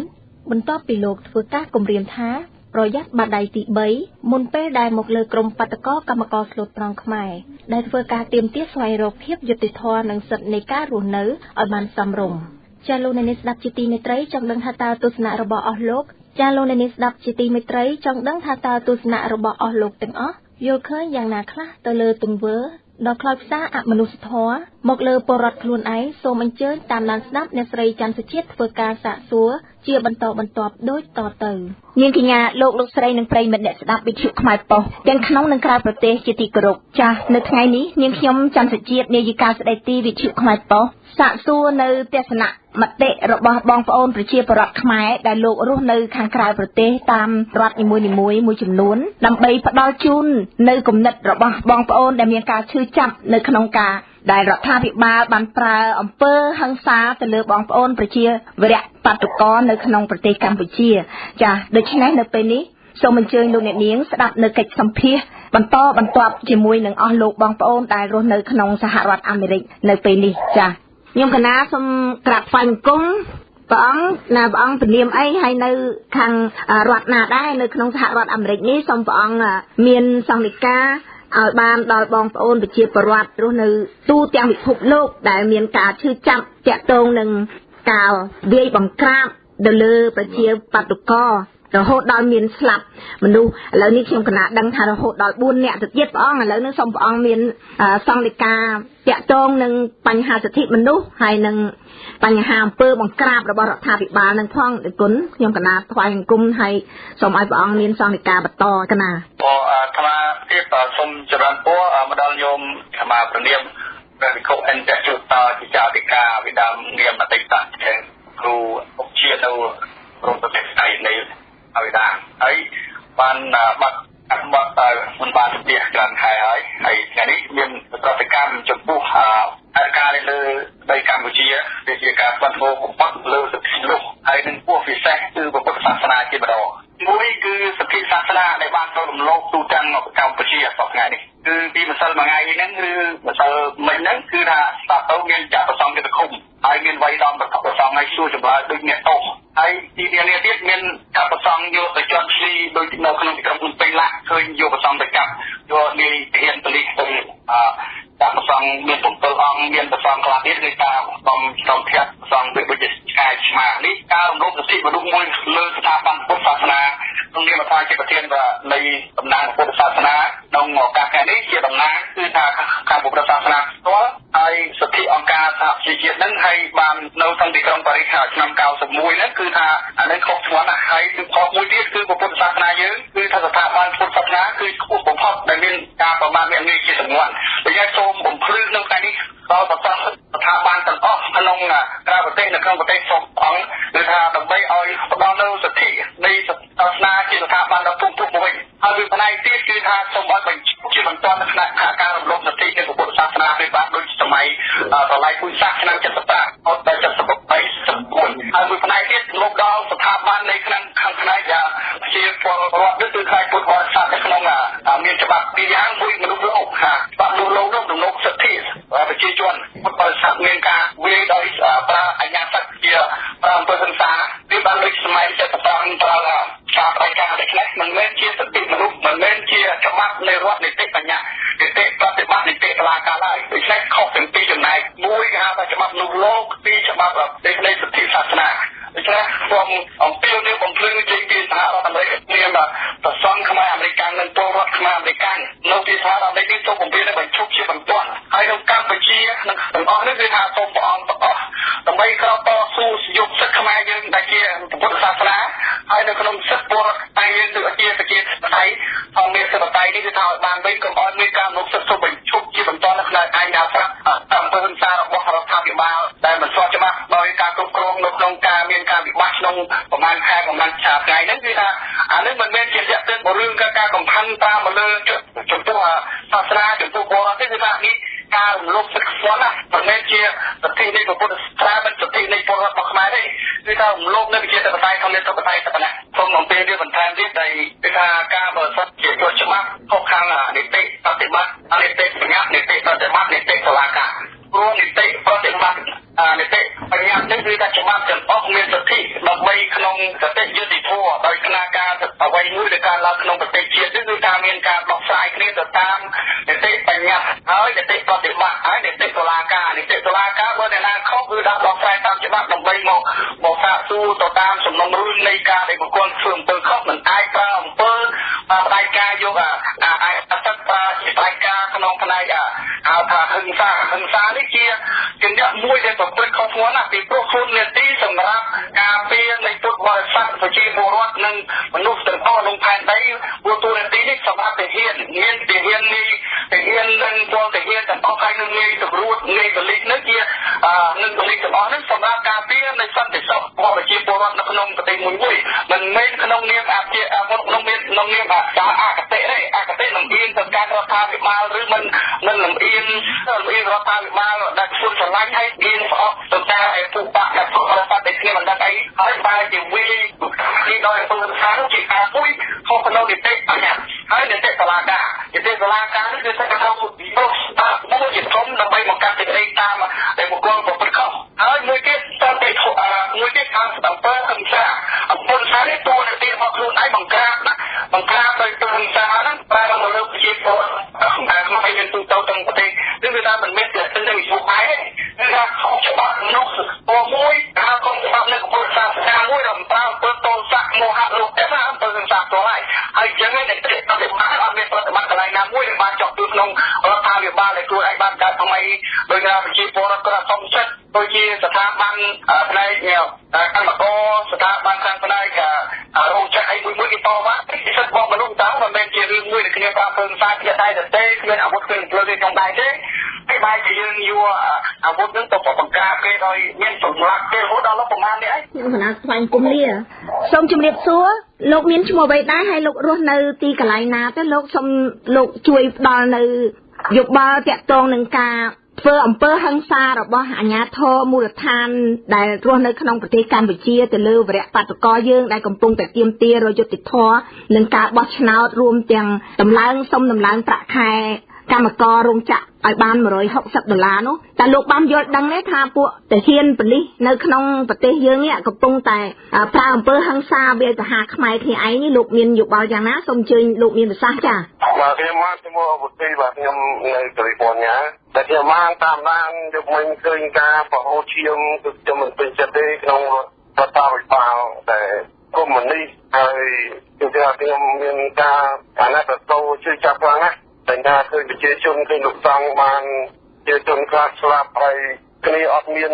ដីសោះមានតំបងក៏ប្រទេសដែលដៃប្រទេសដែលមានតែសម្លេងតែជាពីរប្រកែពួកតបទាំងអស់មកធ្វើបាបនឹងរបៀបនឹងគឺខ្ញុំអត់មានពេញចិត្តទេហើយខ្ញុំក៏មិនស្ងៀមដែរគឺខ្ញុំនឹងខំប្រឹងរៀបចំនៅ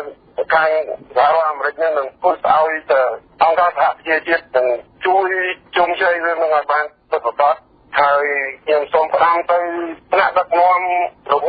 នឹងទៀតថាបើគេធ្វើអញ្ចឹងទៅកុំគូសារលោកតើលោកជិះកាត់ប៉ុណ្ណាលោកនិយាយភាសាខ្មែរបានដូចគ្នាទាំងអស់ដូច្នេះផ្លែសាច់ទាំងអស់ហើយនឹងអាពួកអាមេដឹកនាំ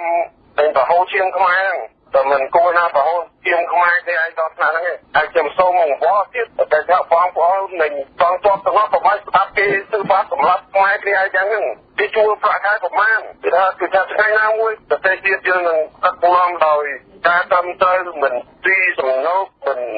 រឹបអូសដីធ្លីប្រជាជនជាបន្តទៅទៀតនេះនាងខ្ញុំបានជួបជាមួយនឹងលោកទឹកផាណាទឹកហើយដែលលោកទឹកតែអញ្ជើញមកពីប្រទេសកម្ពុជាដែលលោកមានបេសកកម្មនៅក្នុងប្រទេសកម្ពុជាណោះតែលោកអញ្ជើញបានមកដល់សហរដ្ឋអាមេរិកឥឡូវនេះពេលនេះនាងខ្ញុំក៏បានជួបនឹងសុំ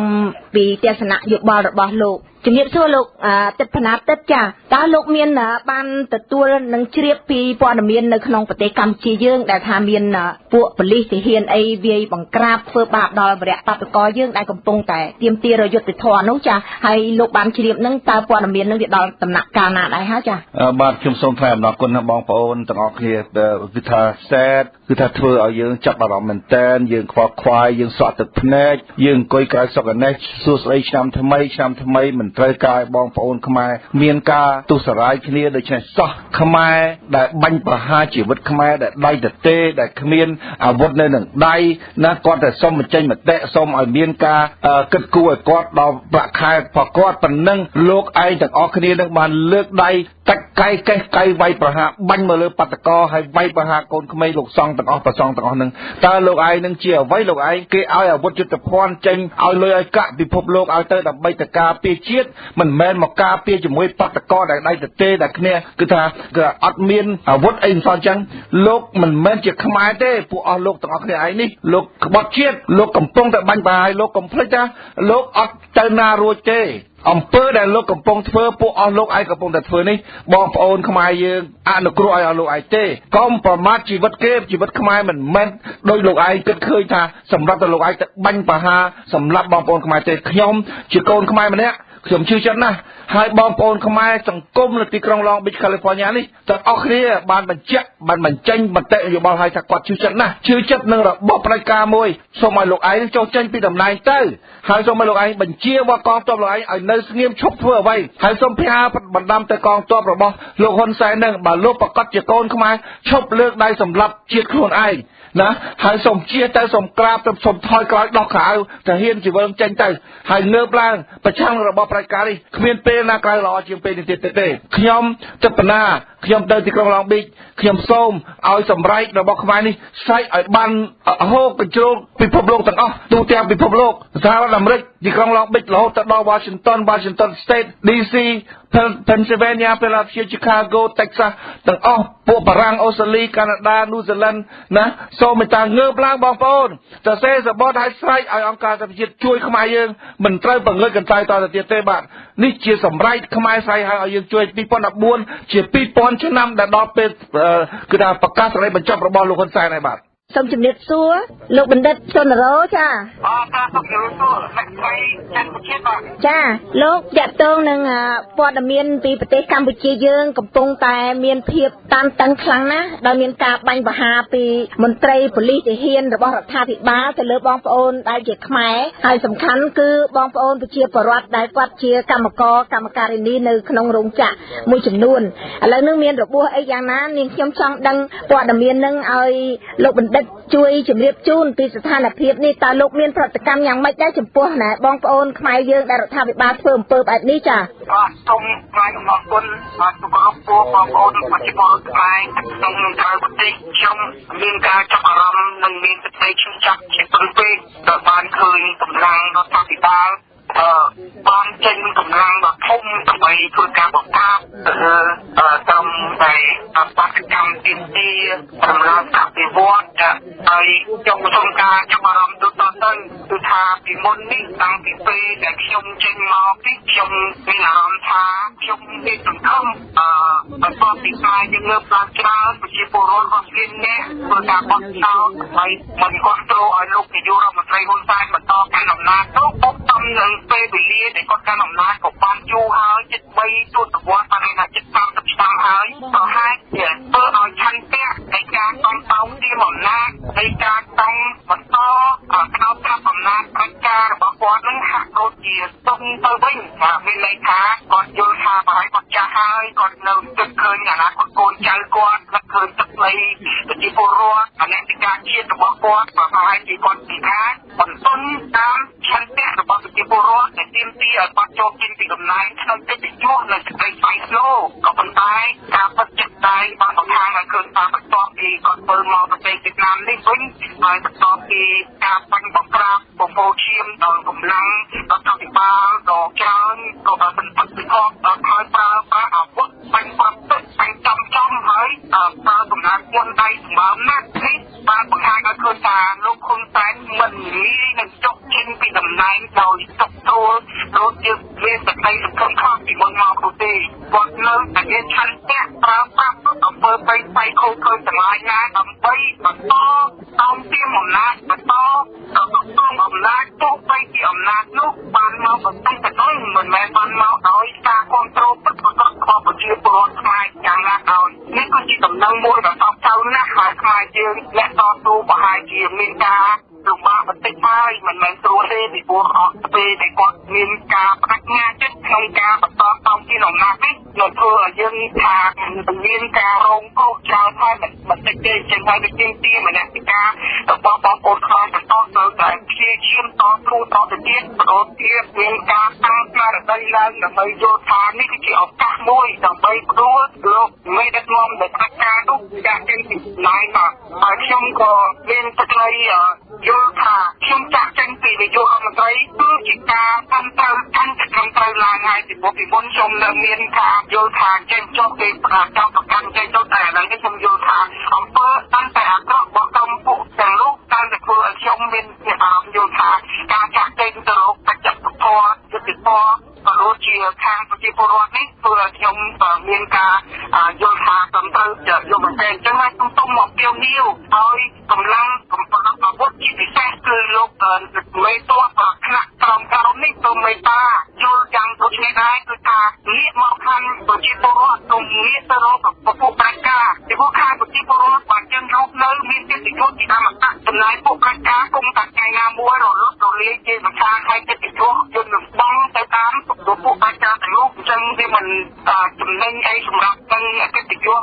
កូនចៅយើងចំនួនក្រោយទេចឹងខ្ញុំសូមអរលោកគូនប្រើប្រាស់កម្លាំងបាយកម្លាំងអាវុធខាងខ្លាពេកពួកប្រជាពលរដ្ឋខ្មែរបាត់ដៃប្រទេសទេអត់មានអាវុធអត់មានអីទេយើងបាញ់បង្ក្រាបហាក់លោកជាធ្វើសង្គ្រាមបញ្ជិតនៅក្នុងសមរភូមិយ៉ាងនេះគឺថាវារឿងការមួយដល់ទៅណាចំណែកមានជននិយមមួយចំនួនអាចជាបាត់ដៃទី3របស់ដែលលោកហ៊ុនសែនថាដែលវាបង្កអំពើហិង្សាអីមួយចំនួនណានោះគឺជាជនទាំងអស់នោះវាមិនមែនតំណាងឲ្យឆន្ទៈរបស់បងប្អូនកម្មករខ្មែរកម្មការរាជខ្មែរទាំងអស់ដែលជាទីតែម្យ៉ាងគាត់គឺថាធ្វើយ៉ាងណាបានប្រតិបត្តិបានការរហូតចុះគ្រប់គ្រាន់ដើម្បីជីវភាពទីគឺជាការទាមទារបន្តត្រូវមិនមែនជាការទាមទារដើម្បីរឿងដើម្បីក្រៅពីកពីរបស់ខ្លួនទេចាំមកខ្ញុំសុំថាឲ្យកម្លាំងបដិវត្តនឹងមេត្តាហើយមេត្តាទៀតទឹកគួរឲ្យច្បាស់គុំធ្ងន់ដៃពេកហើយគុំប្រហើនពេកពីព្រោះសម័យឥឡូវសម័យតុលាការគុំមិនទាន់អន្តរជាតិឥឡូវនេះតាមដែលដំណឹងខ្ញុំបានដឹងគឺថាប្រតិលោកទឹកកណាដែលជាប្រធានទំនាក់ទំនងរបស់លោកប្រធានកម្មសភាគណៈបកសង្គមជាតិនឹងលោកនឹងតំណាងឲ្យគណៈបកសង្គមជាតិដើម្បីទៅជួបជាមួយនឹងបទសភាអាមេរិកគឺអ្នកស្រីដែលចាន់ប៉ាឡេស្តៃនលោកនឹងលើកឡើងពីការផ្ដោតនឹងឲ្យលើកទៅបញ្ញត្តិប៉ាឡេស្តៃនគឺជាដៃស្ដាំរបស់លោកប្រធានទេធិបតីអូបាម៉ាដូច្នេះហើយអ្នកស្រីដែលចាន់ប៉ាឡេស្តៃននឹងមានឥទ្ធិពលក្នុងការអន្តរាគមន៍ចំពោះបញ្ហានៅកម្ពុជាយើងនេះហើយក៏ដូចជាខ្ញុំក៏សូមអំពាវនាវឲ្យខ្មែរយើងជំរុញករណីនេះទៅតុលាការគុំអន្តរជាតិដើម្បីឲ្យគេចាត់ជាទៅបង្គាចុះមកប្រទេសកម្ពុជាយើងទៅបង្គាចំពោះករណីនេះការទៅបង្គានេះវានឹងធ្វើឲ្យបបឆន្ទៈពពួកដែលប្រើកម្លាំងហិង្សាបង្ក្រាបទៅបាក់គេឲ្យទៅក៏ជាការលើកទឹកចិត្តពីប្រជាពលរដ្ឋខ្មែរដើម្បីមានការលើកឡើងបន្តតស៊ូប្រយុទ្ធដើម្បីទាមទារយុត្តិធម៌ទាមទារនៃការបោះឆ្នោតឡើងវិញដែលការបោះឆ្នោតកន្លងមកនោះមានភាពអយុត្តិធម៌ពីបំផុតបាទនាងខ្ញុំសូមថ្លែងអំណរគុណចំពោះលោកបណ្ឌិតសុណារ៉ូសូមអរគុណដែលបានចាត់ទុកចិត្តបាទ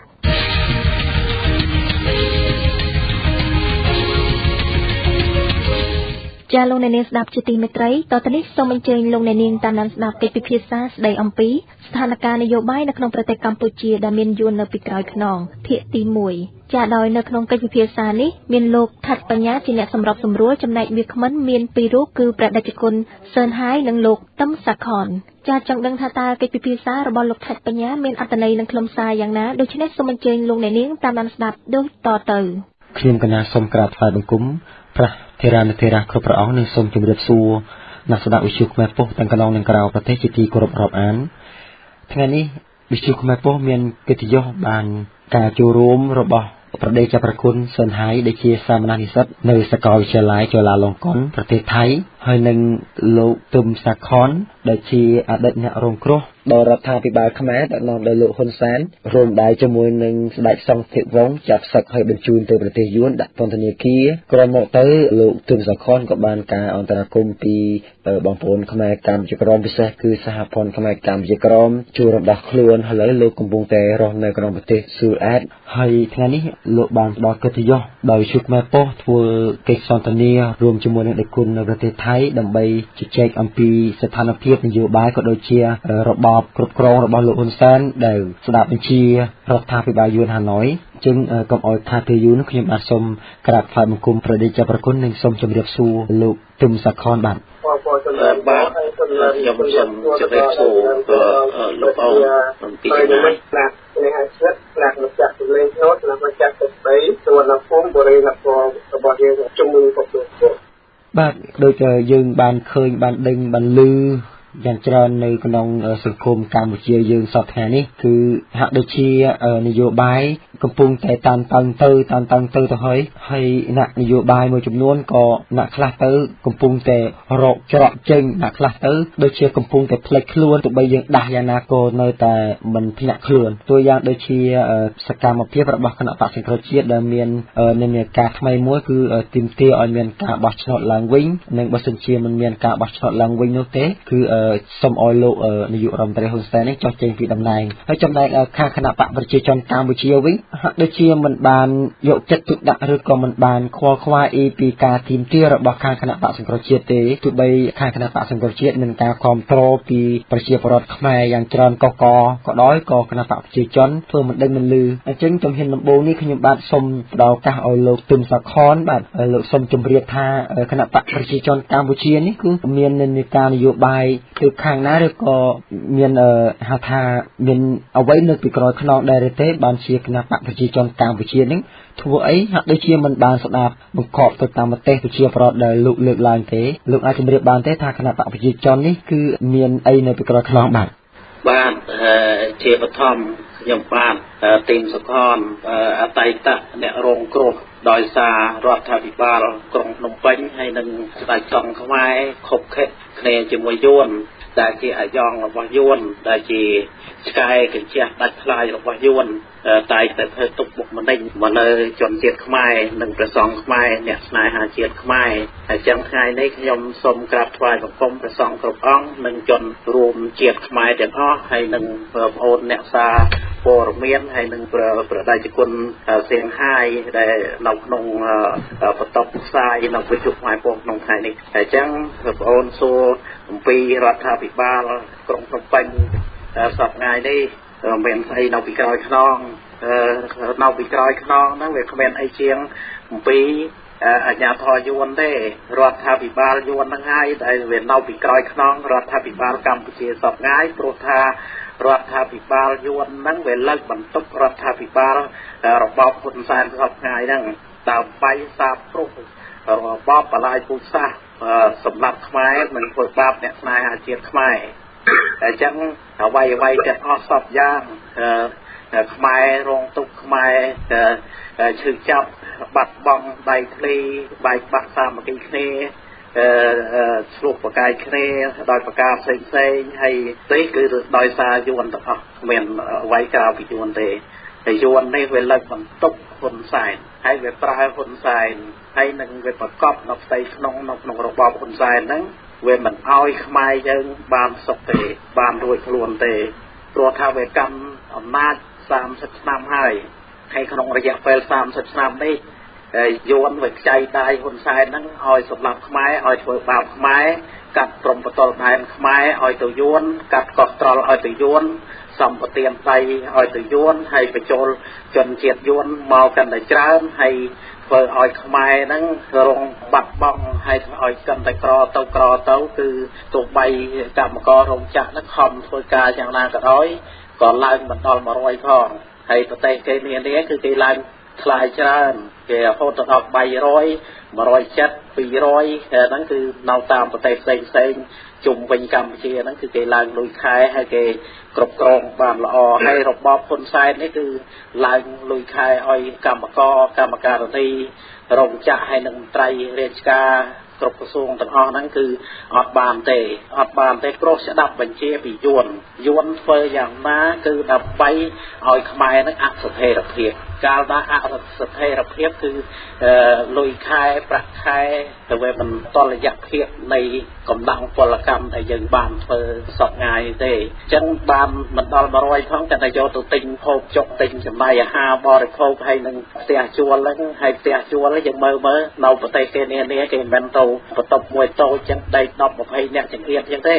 វាអត់មានទេហើយវាជិះជាន់គ្រប់បែបយ៉ាងទាំងអស់ហើយសល់កាយនេះបើយើងគិតឲ្យដល់ទៅប្រទេសខ្មែរទាំងមូលហាក់ដូចជាកាត់ឲ្យយួនទាំងដុំដូចជាអង្គរវត្តដូចជាភ្នំបូកគោដូចជាកន្លែងផ្សេងហ្នឹងសម្បទានដៃ99ឆ្នាំអញ្ចឹងហ៊ុនសែននេះគឺថាសាបព្រោះអំពើបលាយពូជសាសន៍នឹងខ្លាំងបន្តពីរបបប៉ុលពតព្រោះថាប៉ុលពតហ្នឹងក៏យួនអ្នកបង្កើតប៉ុលពត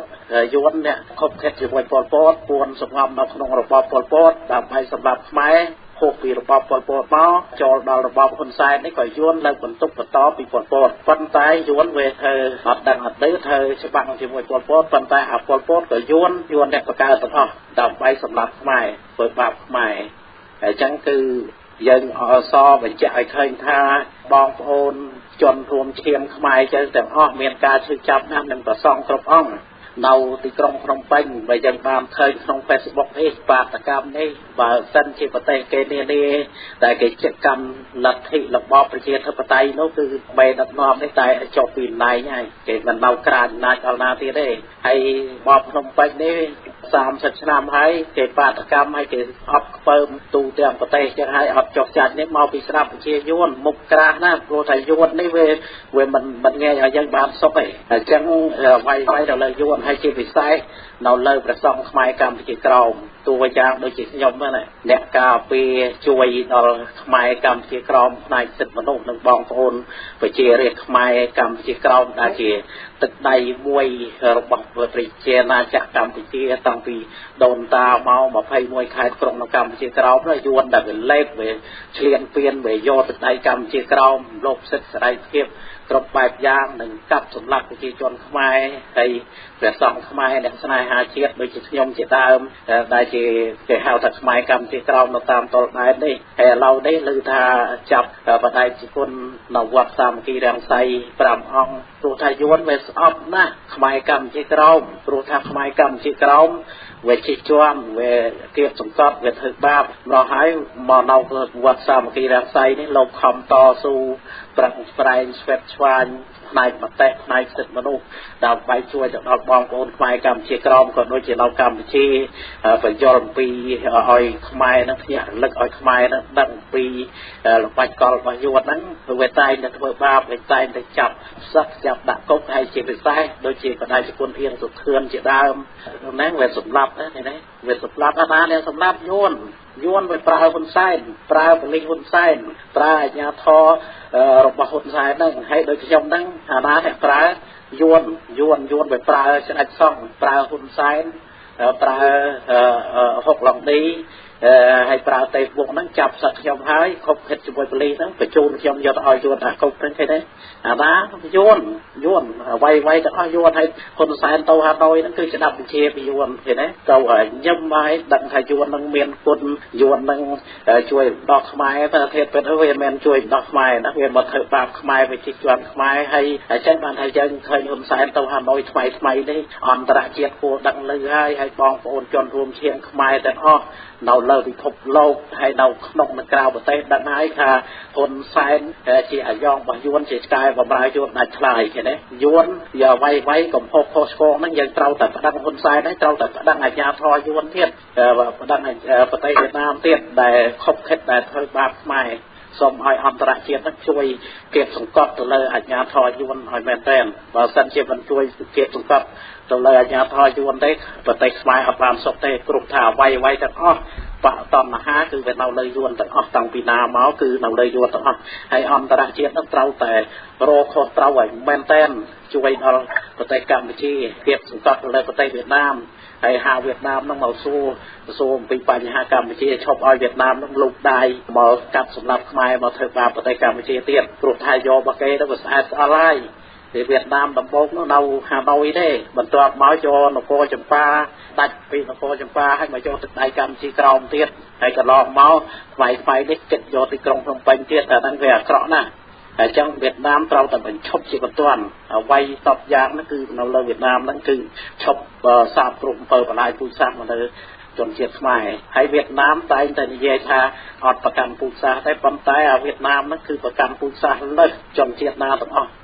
សម្លាប់គេចាត់ថាប្រកាន់ពូជសាសន៍គេអត់មានសម្លាប់ជនជាតិណាទេវៀតណាមនេះសម្លាប់ជនជាតិខ្មែរហ្នឹងយ៉ាងរង្គាលតាំងពីណាមកបាទចំណុចខ្ញុំមានយោបល់ប៉ុណ្ណឹងបាទសូមអរគុណបាទសូមអរគុណលោកទឹមសខនដែលបានបញ្ជាក់របស់ក្បាលពី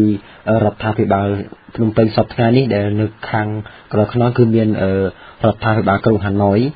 បាទគណៈសូមងាកទៅខាងប្រទេសប្រគុណសុនហើយវិញឃើញថាលោកនាយករដ្ឋមន្ត្រីហ៊ុនសែនតែដែលគាត់មុននឹងទៅទស្សនកិច្ចនៅប្រទេសយួនហ្នឹងគាត់បាននិយាយគម្រាមថាប្រយ័ត្នមានបាតដៃទី3ក៏ប៉ុន្តែក្រោយពីគាត់បានទៅប្រទេសយួនត្រឡប់មកវិញយើងឃើញថាបាតដៃទី3បានលេចចេញបន្តិចម្ដងហើយថ្មីនេះបានបង្ក្រាបដោយប្រើអំពើហិង្សាមកលើកម្មករមកលើបាតកោជាពិសេសគឺ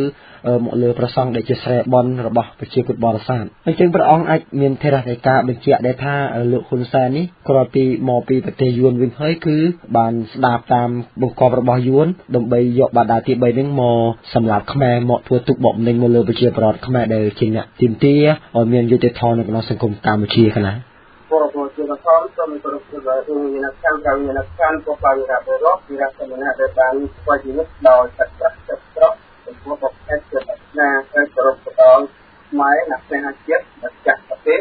ម្ចាស់ទឹកដីម្ចាស់នគរវត្តរបស់យើងគឺវិញទុកលោកបកចូលត្រង់ចំណុចនេះគឺហ៊ុនសែនមុននឹងធ្វើការទៅ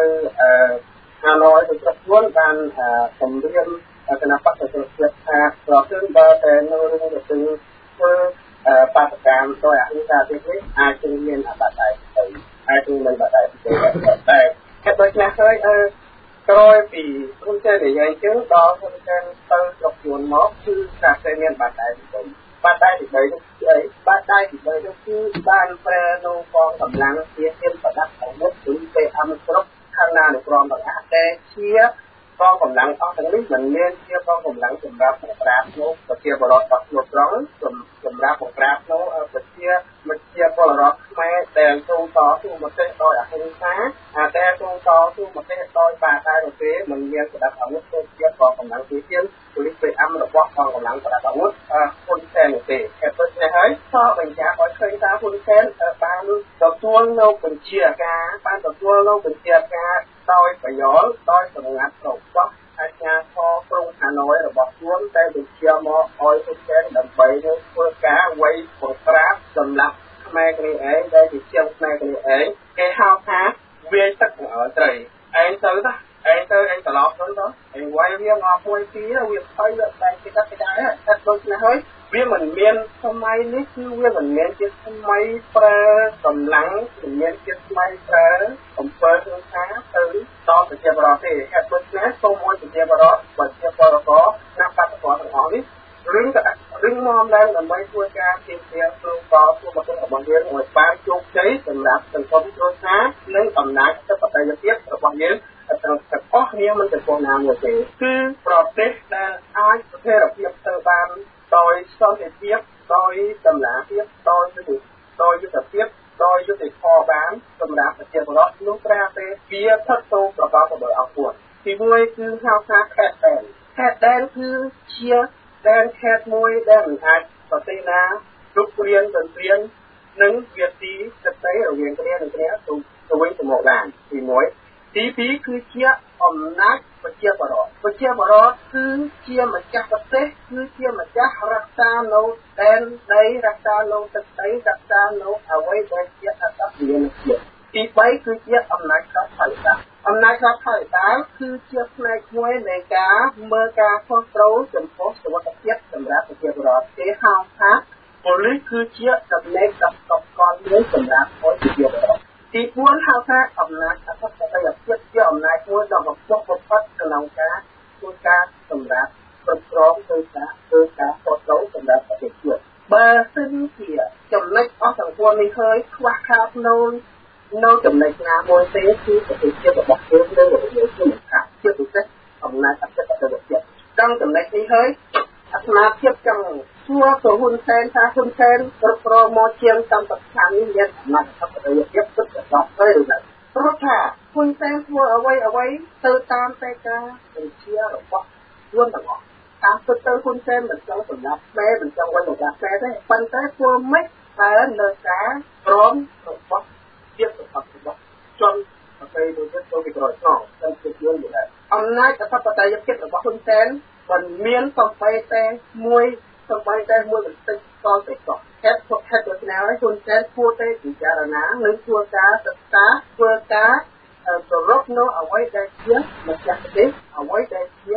ម្ចាស់ខេត្តដែនអ្វីដែលជាម្ចាស់ប្រជាពលរដ្ឋហើយទទួលការគ្រប់គ្រងសម្រាប់ប្រជាពលរដ្ឋគ្រប់កន្លងមកហ៊ុនសែនធ្លាប់បាននិយាយត្រង់ទៅត្រង់មកចំពោះទ្រព្យជាតិក៏ហៅថាខ្ញុំនឹងនិយាយត្រង់ទៅត្រង់មកឲ្យប្រជាពលរដ្ឋខ្មែរបានដឹងបានលឺរបស់ខ្ញុំថាវាហ៊ានយល់នៅស្រុកខ្មែរជា100000ណាហ៊ុនសែនជាអាយ៉ងមួយតែធ្វើមិនបើនៅក្នុងអំណាចទេគ្មាននរណាមួយដឹកនាំអុយក្នុងបាច់ក្នុងទឹកដីនោះទេប៉ុន្តែធ្វើមិនបាននៅក្នុងនេះទេហើយដូចនេះហ៊ុនសែនគួរតែធ្វើការពិចារណានោះសម្ដីអ្វីរបស់ខ្លួនឯងបាននិយាយហើយត្រូវតែទទួលការខុសត្រូវសំជំនឿចាប់ឲ្យប្រជាពលរដ្ឋខ្មែរតែជាម្ចាស់ប្រកទី1ទៀតហ៊ុនសែនស្លតាមប្រកាសក្តែងដូចជាឆ្កែឈួតដល់គ្រូតាមស្នងថាអោយស្វែងរកទៅចុះប្រសិនបើ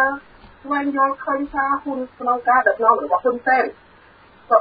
បានធ្វើឲ្យបាត់បង់ទឹកដីសំបីមួយចំណាំឬមួយទឹកឲ្យទៅប្រទេសដទៃទៀតហ៊ុនសែននឹងជាប់ចេញពីតំណែងដោយស្វែងរកក៏មិនចាំបាច់ឲ្យនរណាមកតែតាមនឹងជាចុះទេចុះហ៊ុនសែនតាមធ្វើទៅតាមសម្ដីរបស់លោកនាយកមិនត្រឹមតែធ្វើឲ្យបាត់បង់ទឹកដីដែលជាខេត្តដែនរបស់ប្រទេសជាតិនោះទេសំបីតែអំណាចអធិបតេយ្យភាពមួយពុតប្រកបដែលជាអំណាចមួយសម្រាប់គ្រប់គ្រងប្រទេសជាតិហ៊ុនសែនក៏មិនមានអំណាចអធិបតេយ្យភាពក្នុងការគ្រប់គ្រងប្រទេសផងហេតុដូច្នេះហ៊ុនសែនបានចូលលើទី2ចំណុចទី3ទៀតហ៊ុនសែនបានប្រកាសក្តែងដូចជាមនុស្សឈួតដែលវាទឹកញាត់ការព្រៃដូចជាតែឈួតដែលលូតាមពីត្រឹមស្នងតាសាកមើលទៅចុះបើសិនបើអង្គការក្រុមការបំផ្លាញព្រៃឈើបើសិនជាបំបត្តិការពុករលួយការព្រៃឈើនៅក្នុងស្រុកខ្មែរមិនបានទេហ៊ុនសែននឹងកាត់ករបស់អ៊ុយស្រា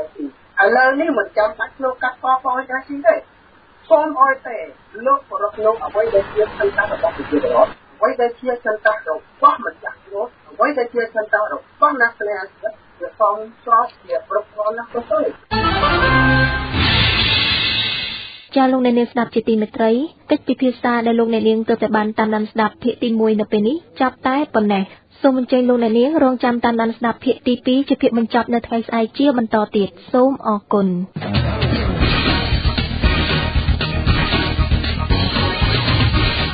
ចាលោកអ្នកនាងស្ដាប់ជាទីមេត្រីតទៅនេះសូមអញ្ជើញលោកអ្នកនាងតាមដានស្ដាប់នាទីសប្បុរសធម៌ដែលមានជាបន្តបន្ទាប់ដូចតទៅបាទជំរាបសួរប្រិយមិត្តអ្នកស្ដាប់វិទ្យុខ្មែរប៉ុស្តិ៍ទាំងអស់ជាទីមេត្រីនាទីជួបជាមួយនឹងសប្បុរសជនរបស់វិទ្យុខ្មែរប៉ុស្តិ៍នៅថ្ងៃនេះរួមមានកុមារីណាស៊ីអ៊ុនរស់នៅសហរដ្ឋអាមេរិកបានឧបត្ថម្ភមកដល់បាតកោគណៈបកសង្គ្រោះជាតិចំនួន$500សហរដ្ឋអាមេរិកបងប្អូនខ្មែររស់នៅប្រទេសបារាំងតាមរយៈលោកឯកសំបានឧបត្ថម្ភមកដល់វិទ្យុខ្មែរប៉ុស្តិ៍សម្រាប់បេសកកម្មរបស់វិទ្យុខ្មែរប៉ុស្តិ៍និងទិញម៉ោងផ្សាយចូលមកកាន់ប្រទេសកម្ពុជាចំនួន$1834សហរដ្ឋអាមេរិកលោកប្រាក់រំដួលនិងលោកសំរិទ្ធសារ៉េតរស់នៅសហរដ្ឋអាមេរិកបានឧបត្ថម្ភទឹកប្រាក់ចំនួន$100សហរដ្ឋអាមេរិកទឹកប្រាក់នេះសម្រាប់ទិញថ្នាំពេទ្យផ្ដល់ជូនក្រុមបាតកោដែលត្រូវបានអាជ្ញាធរបាញ់ឲ្យរងរបួសសមាគមកូនខ្មែរជួយខ្មែរតំណាងដោយលោកអ៊ូរី បានឧបត្ថម្ភលោកវ៉ាន់ពៅសកម្មជនការពារសិទ្ធិមនុស្សចំនួន$100សហរដ្ឋអាមេរិកអ្នកស្រីឆយដាវីព្រមទាំងគ្រួសារបានឧបត្ថម្ភទឹកប្រាក់ចំនួន€200គិតជាប្រាក់ដុល្លារស្មើនឹង$260សហរដ្ឋអាមេរិកក្នុងនោះទឹកប្រាក់ចំនួន$120សហរដ្ឋអាមេរិកឧបត្ថម្ភមកដល់វិទ្យុខ្មែរប៉ុស្តិ៍សម្រាប់ទិញម៉ោងផ្សាយក្នុងរយៈពេល1ឆ្នាំ$120សហរដ្ឋអាមេរិកផ្សេងទៀតឧបត្ថម្ភទៅដល់បាតកោគណៈបកសង្គ្រោះជាតិនិង$20សហរដ្ឋអាមេរិកជូនកញ្ញាមុនស៊ីមុនពីប្រទេសកូរ៉េខាងត្បូងតាមរយៈលោកយិនស៊ីណនតំណាងវិទ្យុខ្មែរប៉ុស្តិ៍ប្រចាំប្រទេសកូរ៉េខាងត្បូងក្រុមពលករនៅទីក្រុងអ៊ីឆុនតំណាងដោយលោកឆយជឿនលោកលេងពុនលឺលោកអនសវណ្ណដាបានឧបត្ថម្ភជាទឹកប្រាក់ចំនួន$65,000វ៉ុនទឹកប្រាក់នេះឧបត្ថម្ភមកដល់គណៈបកសង្គ្រោះជាតិពីប្រទេសកូរ៉េខាងត្បូងដដែលក្រុមពលករនៅតំបន់ញងបាក់មានដូចជាលោកនឹមសំអាតបានឧបត្ថម្ភ$30,000វ៉ុនលោកប៊ុននាងបានឧបត្ថម្ភ$30,000វ៉ុនលោកលៀបសុគន្ធឧបត្ថម្ភ$20,000វ៉ុនលោកង៉ែតសាន់ឧបត្ថម្ភ$30,000វ៉ុនលោកណយនេរ៉ាល់ឧបត្ថម្ភ$30,000វ៉ុនលោកណាងសុកលៀតឧបត្ថម្ភ$30,000វ៉ុនលោកសាមសុភាឧបត្ថម្ភ$20,000វ៉ុនលោកនឿងនាងឧបត្ថម្ភ$15,000វ៉ុនលោកមឿនសារឹមឧបត្ថម្ភ$30,000វ៉ុនទឹកប្រាក់នេះសម្រាប់ជួយឧបត្ថម្ភទៅដល់ក្រុមគ្រួសារកម្មករដែលត្រូវបានអាជ្ញាធរបាញ់ឲ្យស្លាប់និងទឹកប្រាក់មួយចំនួនឧបត្ថម្ភមកដល់វិទ្យុខ្មែរប៉ុស្តិ៍ជាចុងក្រោយនេះក្រុមដេចិនតំណាងដោយលោកអឿនបានឧបត្ថម្ភ$25,000វ៉ុនទឹកប្រាក់នេះឧបត្ថម្ភមកដល់គណៈបកសង្គ្រោះជាតិបាទខ្ញុំសវណ្ណរិទ្ធីវិទ្យុខ្មែរប៉ុស្តិ៍ KPR ធ្វើសេចក្តីរាយការណ៍ពីទីក្រុងភ្នំពេញ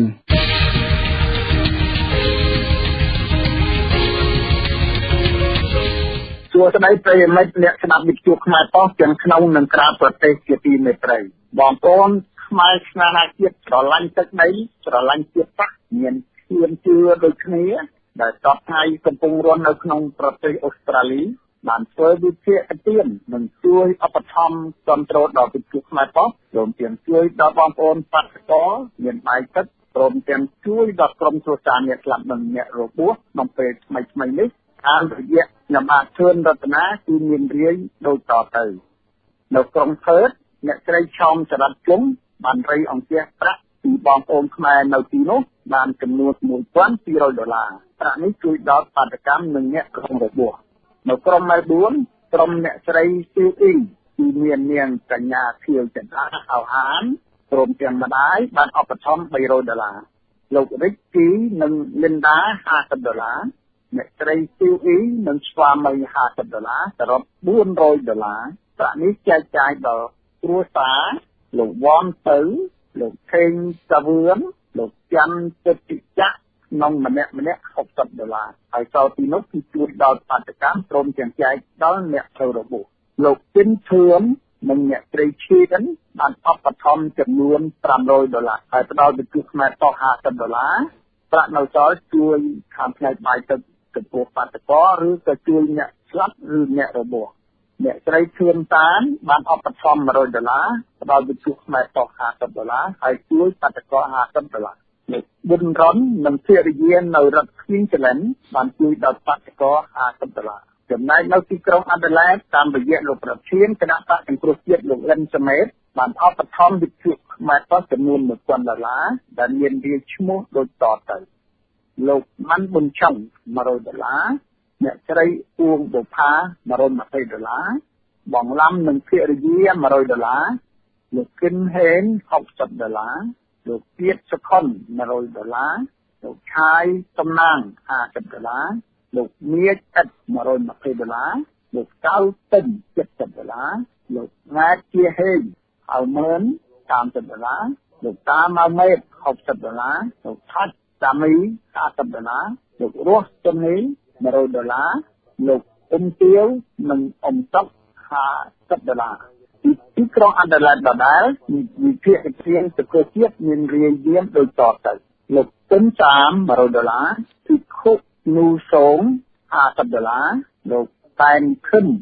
$20លោកមុំយឿន$30អ្នកស្រីស្រីទៅ$20លោកថាច់រតនៈ$50លោកតាទឿនទឹក$50អ្នកស្រីខៀង$50អ្នកស្រីប៉ាន់វិចិត្រ$50អ្នកស្រីស៊ីម៉ុង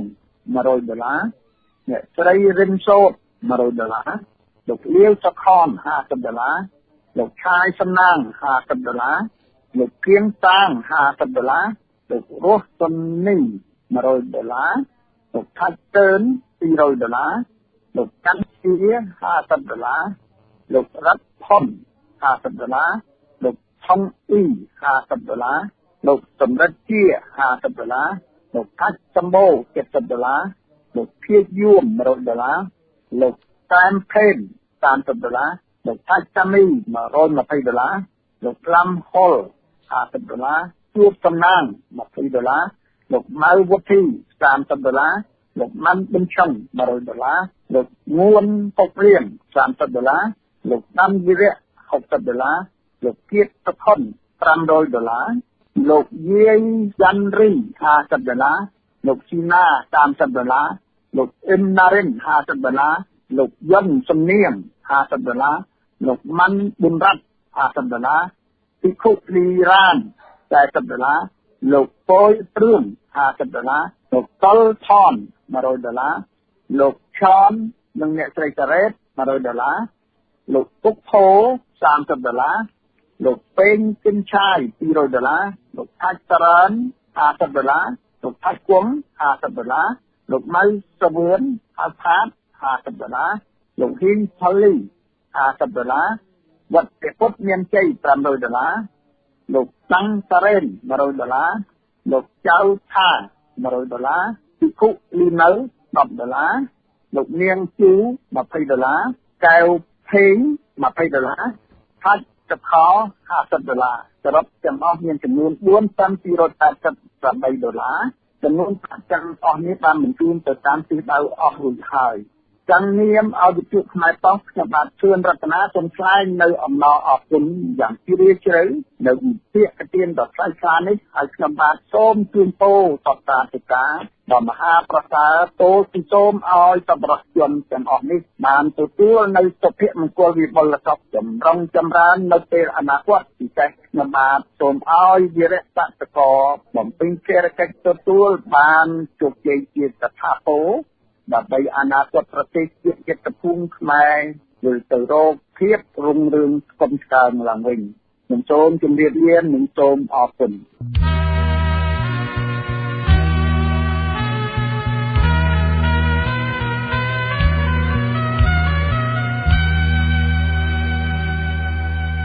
មេឃនេះ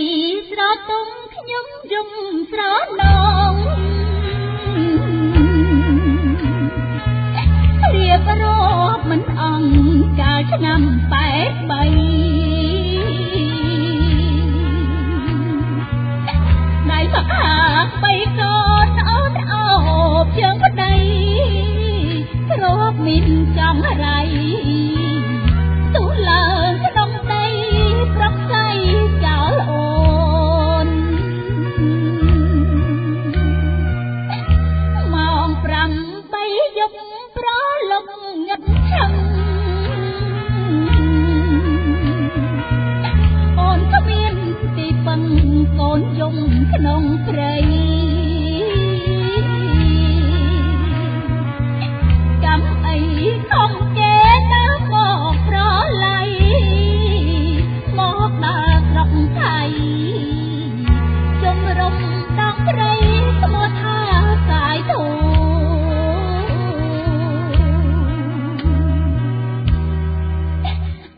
វាលពីភេទអើយ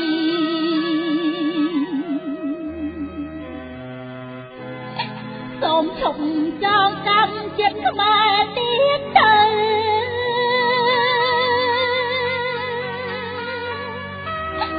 បាក់ចិត្តបាក់យួនភេទកោខោខៅយកពូសាំងខ្មែរធ្វើជាសត្រូវ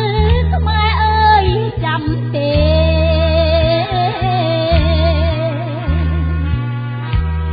មកដល់អាមេរិកកុំភ្លេចជាតិសាំង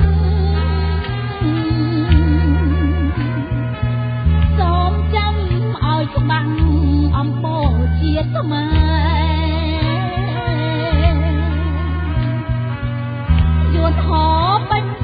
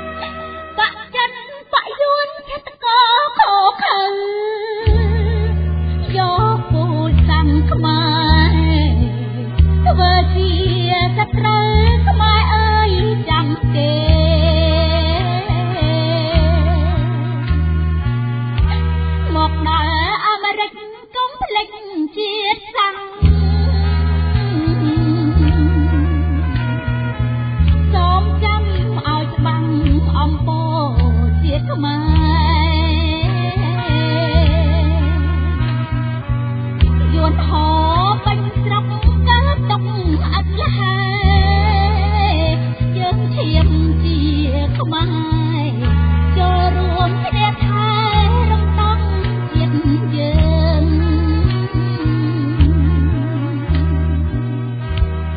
ចូលរួមគ្នាថែរំដោះជាតិយើង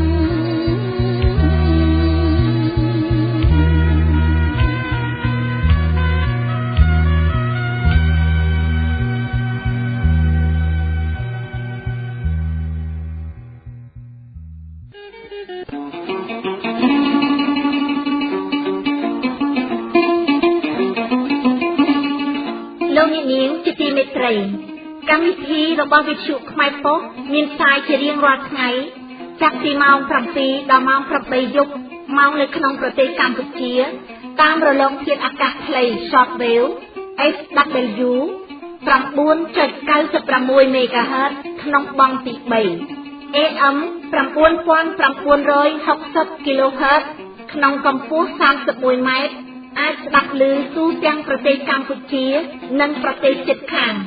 លោកអ្នកនាងអាចស្ដាប់បានតាមប្រព័ន្ធអន្តរបណ្ដាញអ៊ីនធឺណិតដែលមាន website www.thekhamerpost.com ការផ្សាយរបស់វិទ្យុយើងនាពេលនេះចប់តែប៉ុណ្ណេះសូមលោកអ្នកនាងរងចាំស្ដាប់កម្មវិធីផ្សាយរបស់វិទ្យុខ្មែរប៉ុស្តិ៍នៅពេលនិងម៉ោងដល់ដែរសូមជូនពរដល់អស់លោកស្រីឲ្យបានប្រកបដោយសេចក្តីសុខចម្រើនគ្រប់ប្រការសូមជម្រាបលា